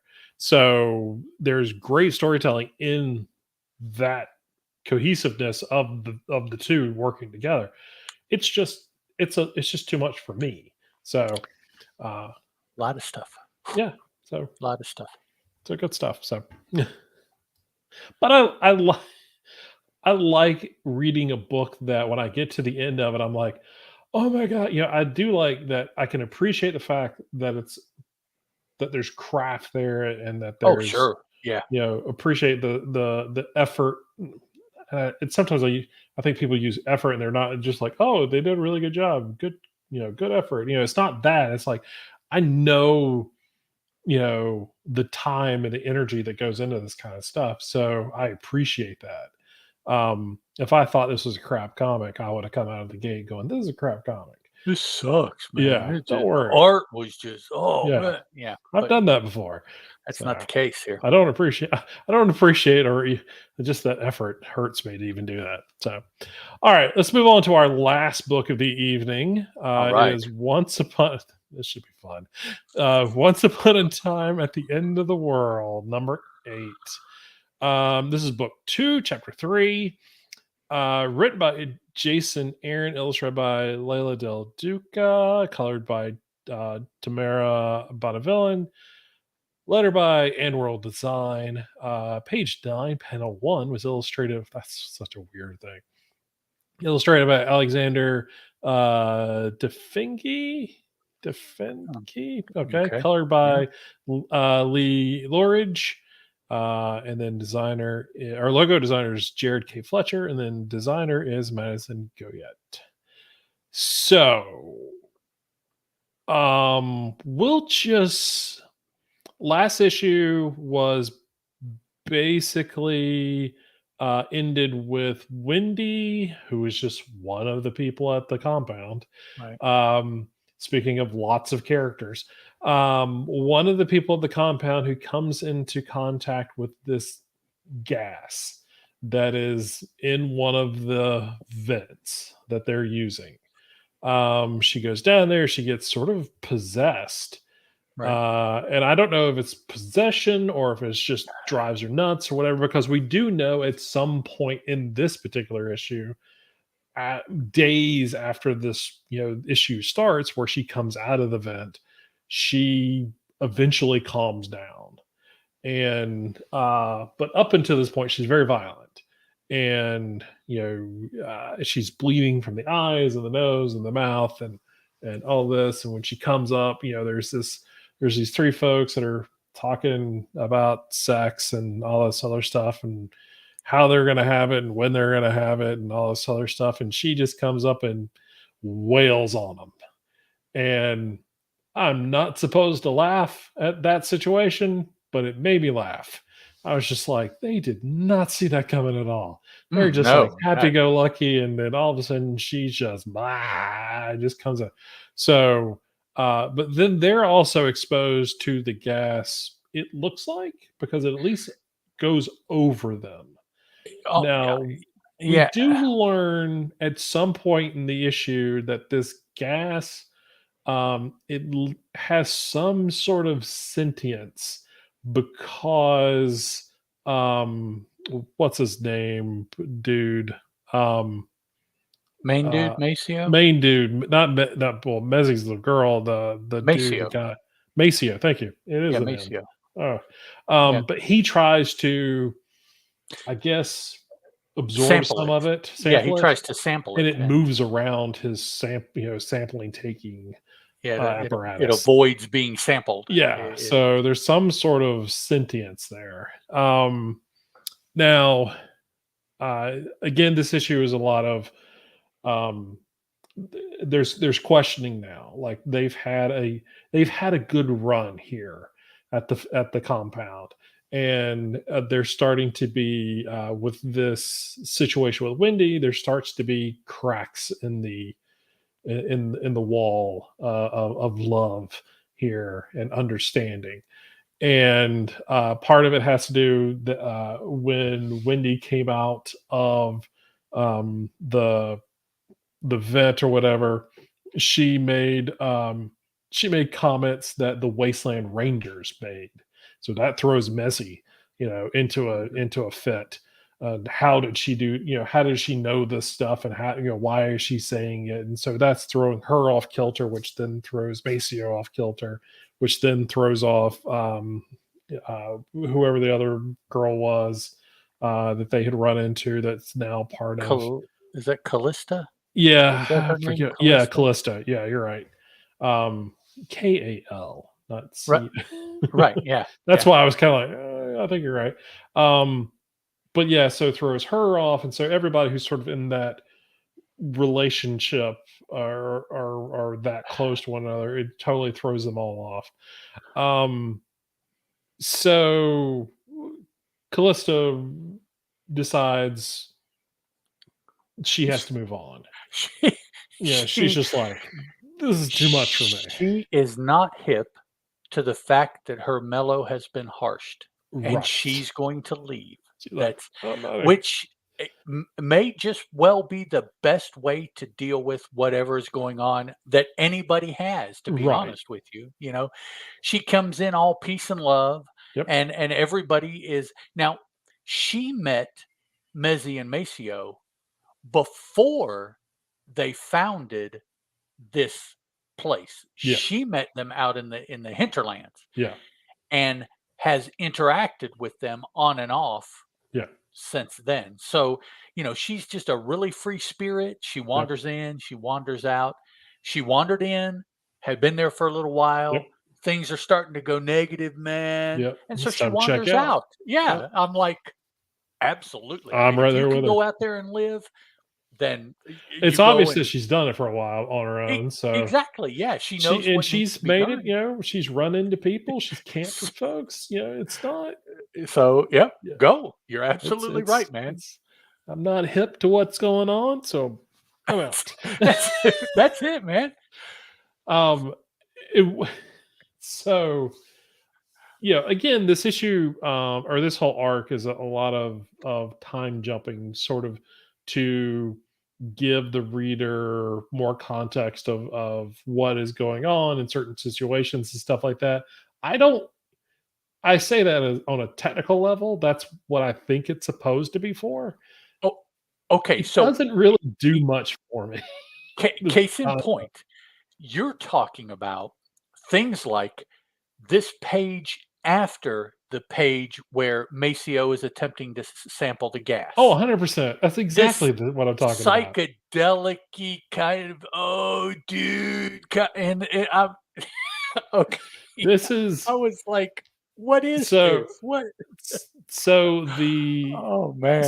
time frame, how we have, you know, BC and AD to sort of zero out and go one way or the other direction. This is days before the, Golganuza or whatever.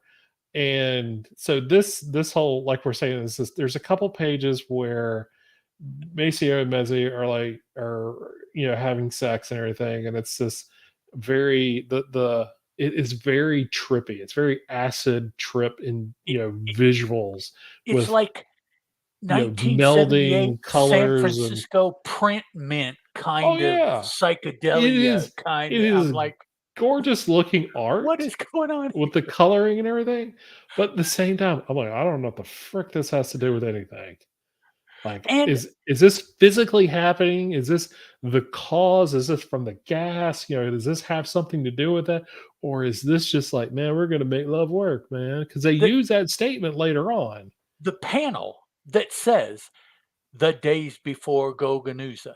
Yeah. There's nothing wrong with that panel. I No. mean, I perfectly understand everything that's in that, but it is set in amongst all of this melty wax wibbledy Yeah. kind of. I'm like, why are you doing both?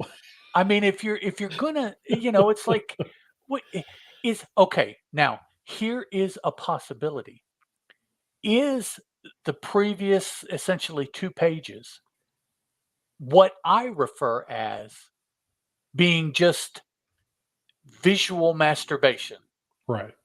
Is it just an opportunity for the artist just to freewheel or Right. freebase, depending on how you want to look at it? And, because it's like the everything could have been done like that final panel the days before Goganuza was. Right.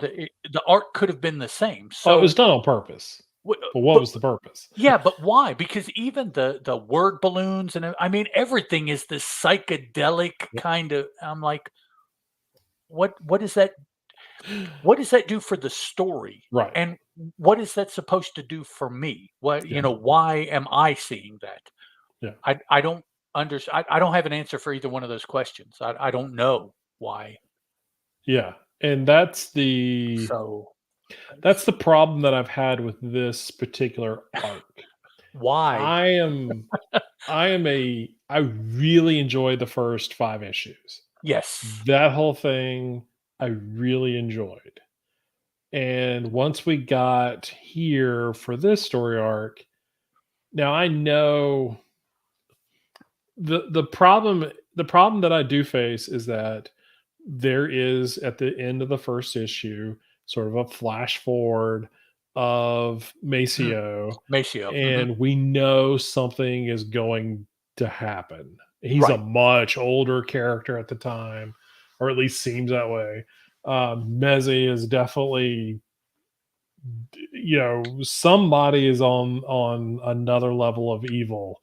Whether it's him or it's her, we're not even really sure, but it's something went down and a lot changed.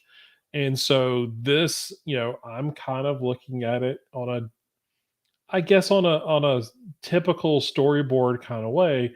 We know because of panel A, we're eventually going to get to Hmm. panel C. Right. So in B has to be something that pushes that story that direction. And and we're 8 issues in, so that's 6, 7, 8. There were 3 issues into this 5 issue arc, and I do feel like we're getting there with with the gas and everything, and Wendy doing this, and even we get you know either Mezzi or Maceo hallucinating or going crazy, a little bit crazy because of um, something that she says that he at least hears or perceives, and she doesn't know that it was said, and then we also get like Wendy dying on the wall of whatever that vine wall is. She's got all the spikes in her and everything like that. So there's some serious stuff starting to go down, but I definitely feel like this is one of those things we're not going to understand completely, if at all, what's going on here until after we get to the end of the series. And I don't like that storytelling because there's an assumption that you're going to read the whole thing. Hmm. Now, if this was a novel or something along those lines, like, yeah, I sort of feel like, yeah, I'm gonna read it from cover to cover. I'm gonna read the whole thing because I want to know how the whole story is. But I do know comic readers, and a lot of comic readers are now under sort of the the feel that if I don't like it, I'm dropping it, Hmm. and it could just take one issue. And that doesn't mean that the writer or the art team or whatever needs to sort of cater to that reader. They need to tell the story that they want to tell. It's just they also have to understand that they may lose people along the way. Well, you have to read the room. Right. And it's difficult doing a comic, to read the room that to get the reaction of this. So because by the time we talk about this, is the third arc already over? Well, Completely done? but somebody like Jason Aaron at this point is in his career, he knows the room. Oh yeah, yeah, yeah. He is well aware of the room. So I the fact that, that read the room, he did that 10 years ago. Oh yeah, yeah. So he knows at But this I'm point. very But that's I'm not as much of a I'm losing my interest in this series the further we've gotten along I in this second arc. I agree. I And agree. as you know, The I the don't ever I don't ever want to say that you and I are ever going to quit a book and not talk about it. I don't think that's the case here. No. I don't ever want to say that because I don't think either one of us would do that. I think we're both on this show very adamant about reading as much and talking about as much as we can, time wise. We kind of work in those constraints.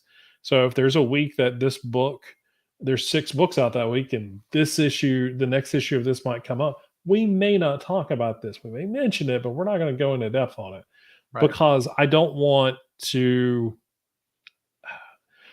it's kind of like Fence. I know the crafts here. I see the craft. I think the art's good. I think the writing is good. It's not poor writing or anything like that. I just don't like the story.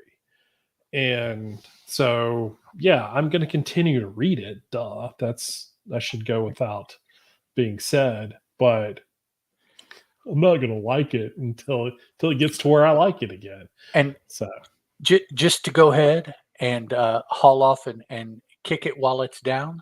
Um, what was the point of the hot tub pool scene? I have no idea. That Okay, seemed it, ridiculous. two pages there, 2 pages, which didn't add anything that hasn't already been said. Essentially, Right. it just did it with a little, pardon my phrasing, but a little cock and ass in there is all that it It added to the story. it felt like Um, it felt like it needed to be there to show that there is a growing mistrust amongst the folks that live here where there wasn't one okay. before. There was no other way to do that than to have Oh, I don't say there wasn't any other way to do it. I a just bunch of like naked people in a hot pool, right? And somebody is playing grab ass, but right, now it's okay if you do that, but you have to get permission first, and you didn't get permission. right, And yeah. so, yeah, and how about how quickly they turn on each other? Oh, they turn on each other like that. Yeah, I it's know ridiculous. they've been going for uh, days and days, maybe years of, "Oh, it's okay, Yep, man, and now all of a did sudden not. something happens and they're like, "Hey, Yeah, what, dog?" Okay. Um, yeah, that wasn't lost on me. No. the page, um, okay, it's a page, I have it as page 17. It's Okay. between the, um, understandably drawn image of all the people laying Oh around, yeah, on the mattresses. And the then the melting. next page, yeah, what is Yeah, that? What those are are they okay. So doing? that's going back to what we talked about before with Macy and I Mezzi, just sort of psychedelically blended. I I Is this a visual only on the level of just it's metaphorical, I or is this reality? Is this really it's physically happening to them? I just You okay, know, so if yeah, it's it's really confusing. metaphorical, okay, fine. I'm pretty dense. Metaphorical for what? Oh wait, no. I get what you're I saying. Yeah, I don't I know. I'm and it's one page between multiple pages on either side Yeah, of regular art as yeah, far as this book is concerned. So yeah. it really stood out to me. It's like, you're going all along and then it's like, oh, and then Yeah. you're going all along. I'm like, wait a Is minute. something yeah, is there Uh, something happen and there may be something like this is a like something physically is happening, that we're just not aware of what the and again, we may get told sort of like, "Oh, you remember when all of this was going on? right. This is what it meant." There'll That be a may still be reference to part it. of the Yeah. story. So, I don't again, I don't know. I mean, we're 8 issues into what is it, a 15 issue Yeah, story, 15, so we're which at the is right midway. at halfway. Yeah. Yeah, so, it's I Need to be hate explaining some really stuff. enjoying something and then it dip in the middle, but I guess if it's gonna dip somewhere, dip in the middle. The middle's Yeah, okay. Yeah. so Um, Here where Maceo and Mezzi are coming together to figure everything out. yeah, Now it's a panel that gets all wibbledy, wimey timey yeah, there. Um, yeah, I just I I believe that I understand that this, we'll say, gas causes hallucinations. maybe. I mean, Uh, there's well, definitely artistic reasons for it. but I think that it causes hallucinations because Mezzi and Callista are attacked by rats, but like Yeah, Maceo says afterwards, they show no physical signs of that attack. right, So that makes me think that the attack that they encountered was in their head. It right, wasn't in reality. yeah, Now, the girl Wendy going crazy and throwing herself on the forest, the spiky vine wall. Yeah. I presume that actually happened, Oh, I do too. Yeah. even though they come back several panels later and there's no body there, right? Isn't that what happens? Well, they come back, but I think Or, they've well, taken no, her they've taken the down. body down. Yeah. Okay, okay, yeah. So that happens. That's not a hallucination. Right. So, um, but yeah, the my favorite part of the whole story was Callista just being like, "Yo, things are getting whack here. I'm about." It's like, okay, I love you, She's coming Mezzy. back. I We're gonna want to see have her again. sex I with you know. forever and hang and yeah, but no, man, it's No, just not too gnarly. I'm gonna take off. I get it. So, That's I'm like, okay. that's No, I exactly really, what's I, I, happening. the further along in this section of the story they get, the more this is some kind of 60s trippy thing written in 2023. Right. It's just like you guys were then, but you're not then anymore. You're now. Right. But you want Yeah. to write a story like you would then. Like you would And then, yeah. it's yeah, so this is these are a bunch of hippie surfers and they found the paradise, man. They're crashing the waves That's and all exactly day the way it is. long, and the metaphor for that is sex. And yeah, man, we just like and I'm just those are the voices that Right, that I yeah. hear in my head. What was it's one of Madonna's ex-husbands, young Oh, in Sean his Penn? career. Yeah, didn't he do a Oh, yeah yeah. kinda character in a Well, yeah, movie you with did Fast Times at Ridgemont High. yes, Yeah. that is who I hear most of Oh, the time when I jeez. Yeah. in these different scenes is that kind of voice, and I'm like, "Okay, yeah." Uh, But, I oh, love man. that movie. And Oh, so, goodness.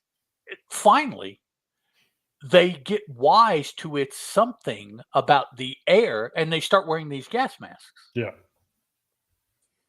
at the very end of this Yeah. That's story true. right before and again, I think here Mezzi hallucinates what he sees in or Maceo hallucinates what he sees in Mezzi. I don't Right. think she says that or does that. Yeah. Her eyes are green.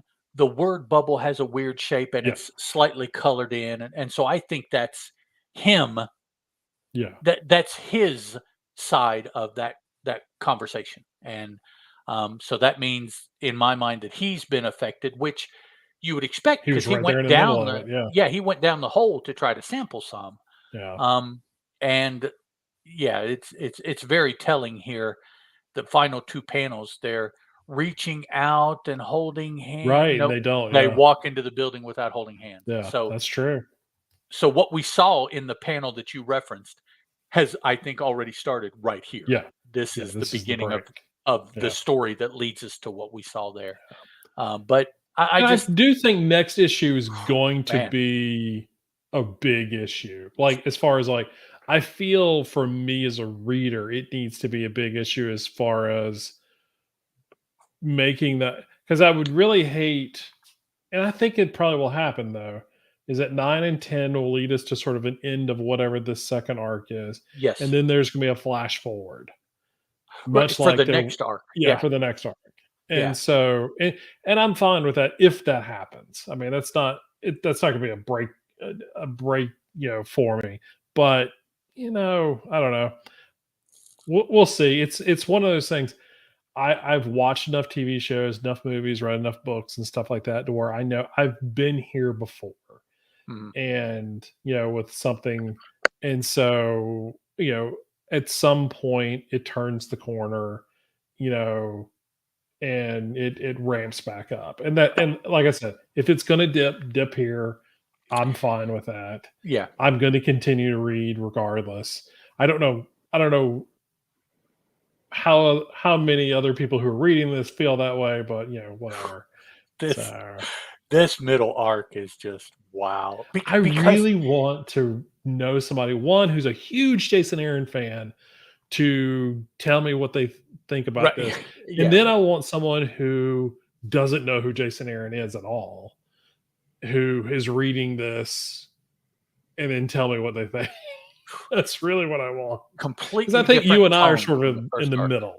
You know, I think Yeah, it's we know who he is. We've read some of his stuff. right. Some of it we like, some of it we don't, whatever, you know. So I think we're right in that middle.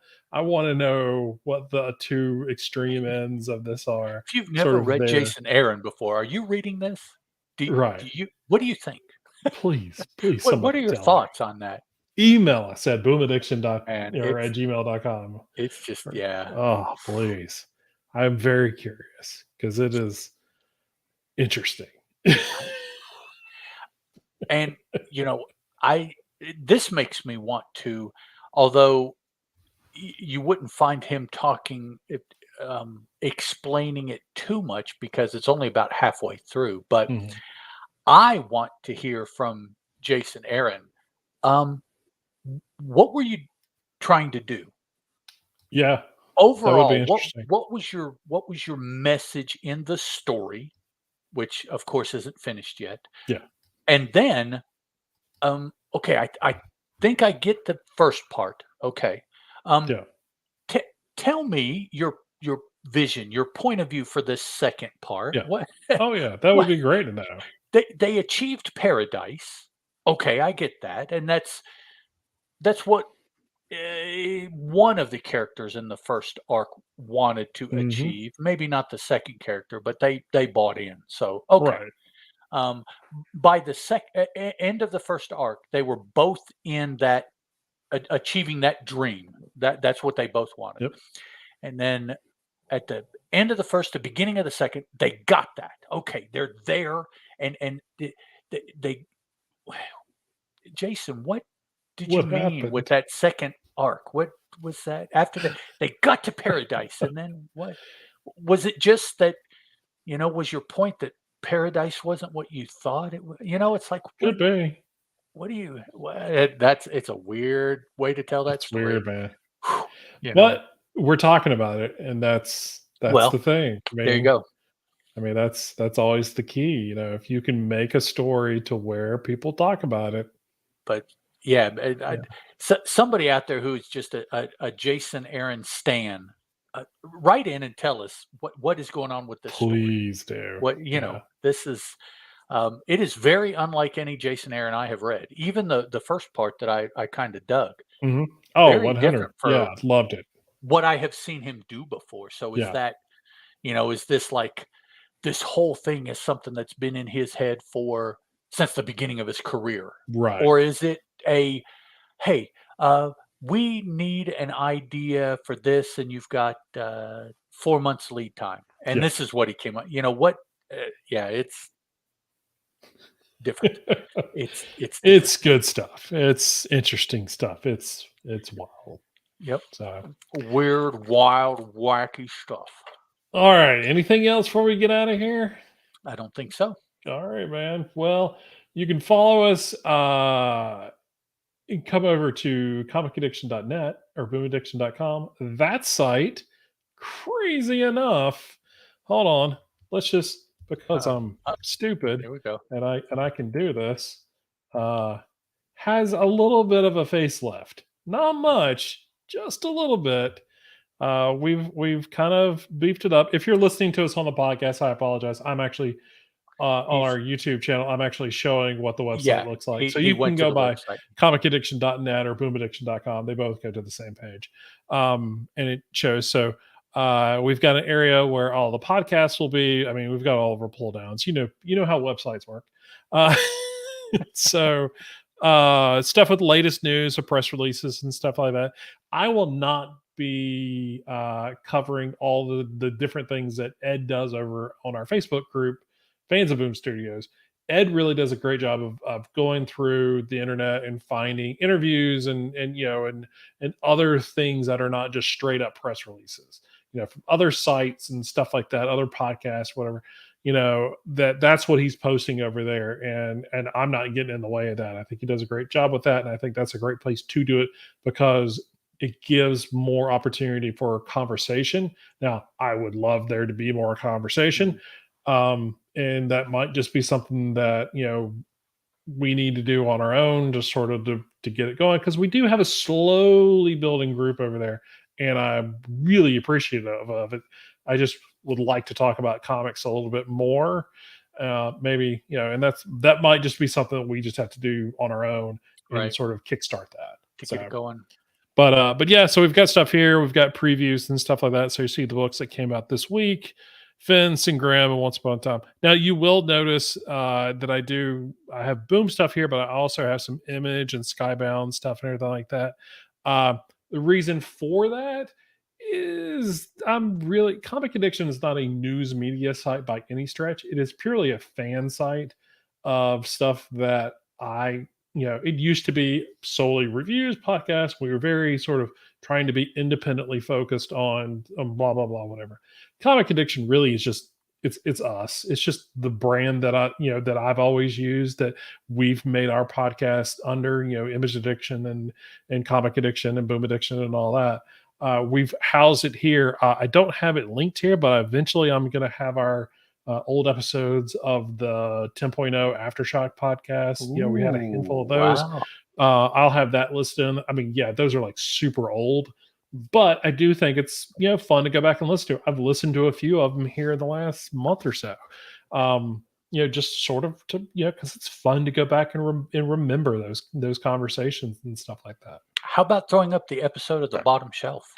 I've got that too. Yeah. And so eventually under here, we'll have a bunch of stuff. Now there's a lot of old stuff, so it does take a little while to get it up there. So I'll slowly be doing it.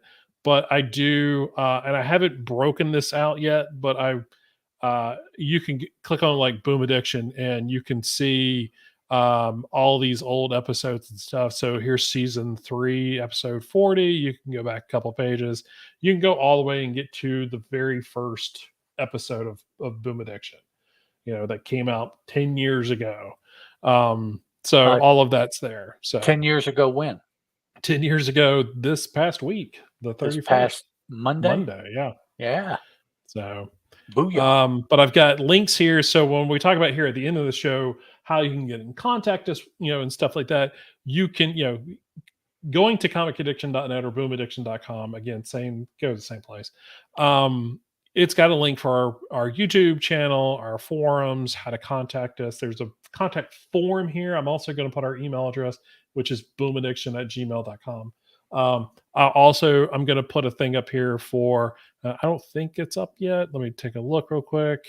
But I'll definitely have something here with like Ed and I's social media stuff, because we always talk about Twitter. Yeah, because it's not even pulling anything up. So I couldn't remember if I put that live yet or not.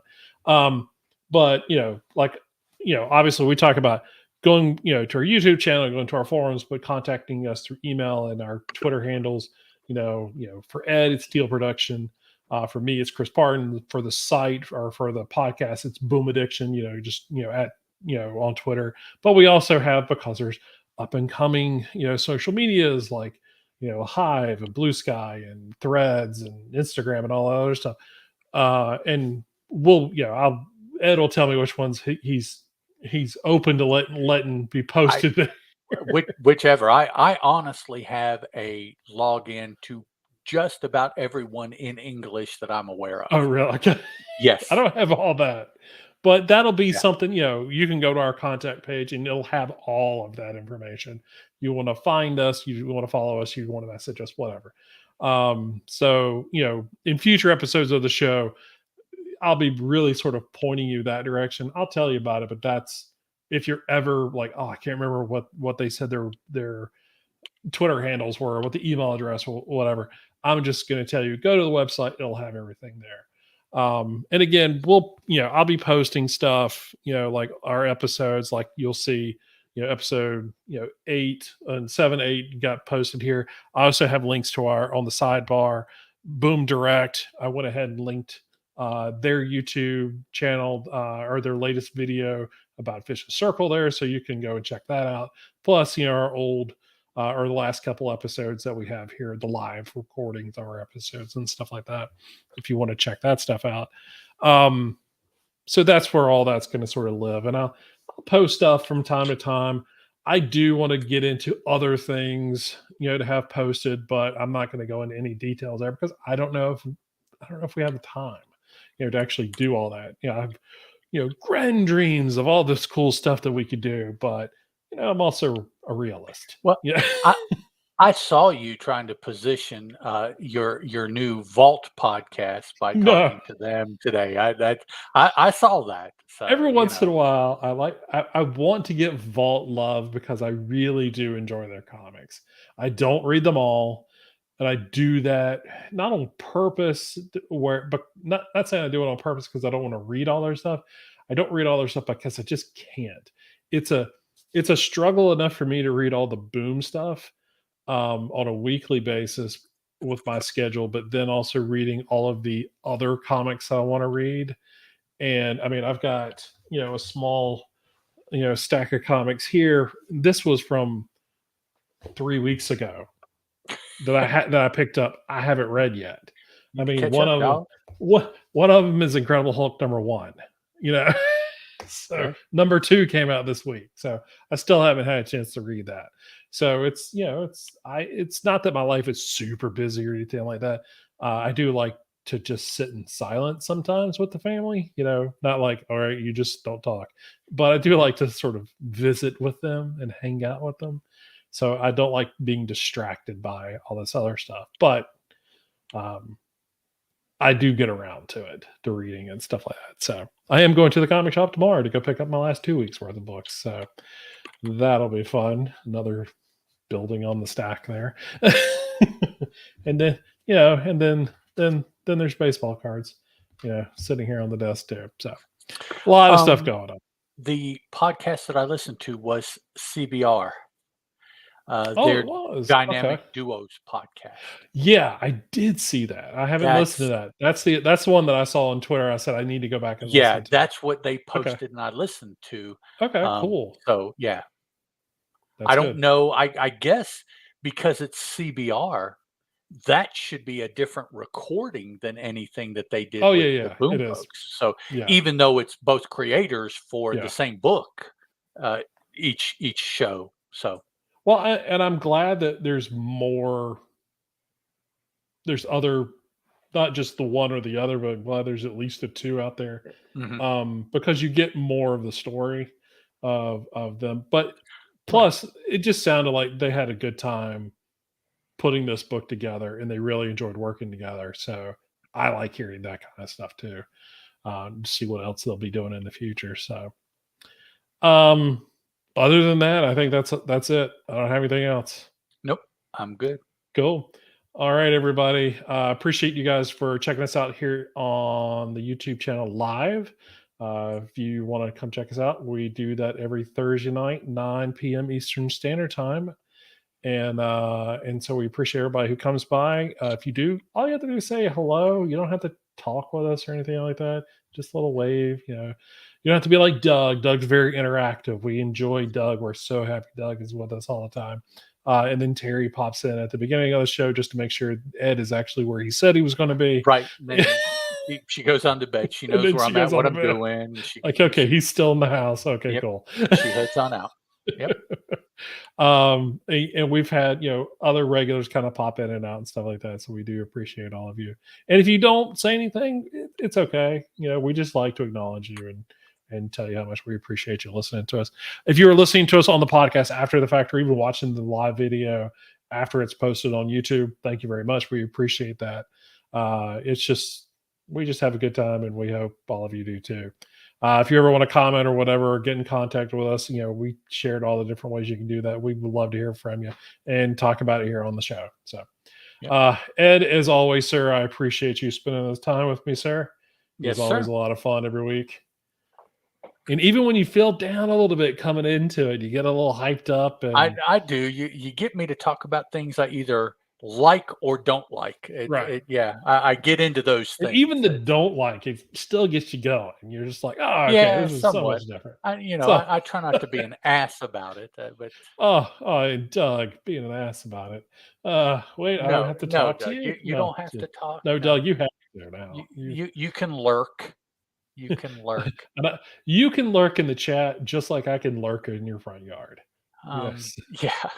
Oh, it's kind of Although that's frightening. might Yeah. cause, that might cause problems. So. Lurk. That reminds me, Okay. the actor that played, among other things, Lurch. Oh yeah. Um, I found out that this week that he wasn't born, but he grew up predominantly in West Virginia, which I never Okay. knew. Oh, So I cool. was like, okay, that's a connection with yet another actor that is maybe little known. I mean, I guess Yeah. big fans of the actor know that, but Oh yeah. I hadn't run across that information. So I was like, okay, that's cool. See, West Virginia is not as bad as people think. It's Never thought that it, they were. it's Never thought they were. well, there are people that do, Oh, I uh, know. Oh, trust me, I've run into them. So, especially with that Trump hole running around who just said that he wants his trial transferred to West Virginia. I was like, stupid. "Oh, heck no. No, you don't No. want that. No. No. No, because there is no way that he is remotely gonna find a jury of his peers in this state. Oh no.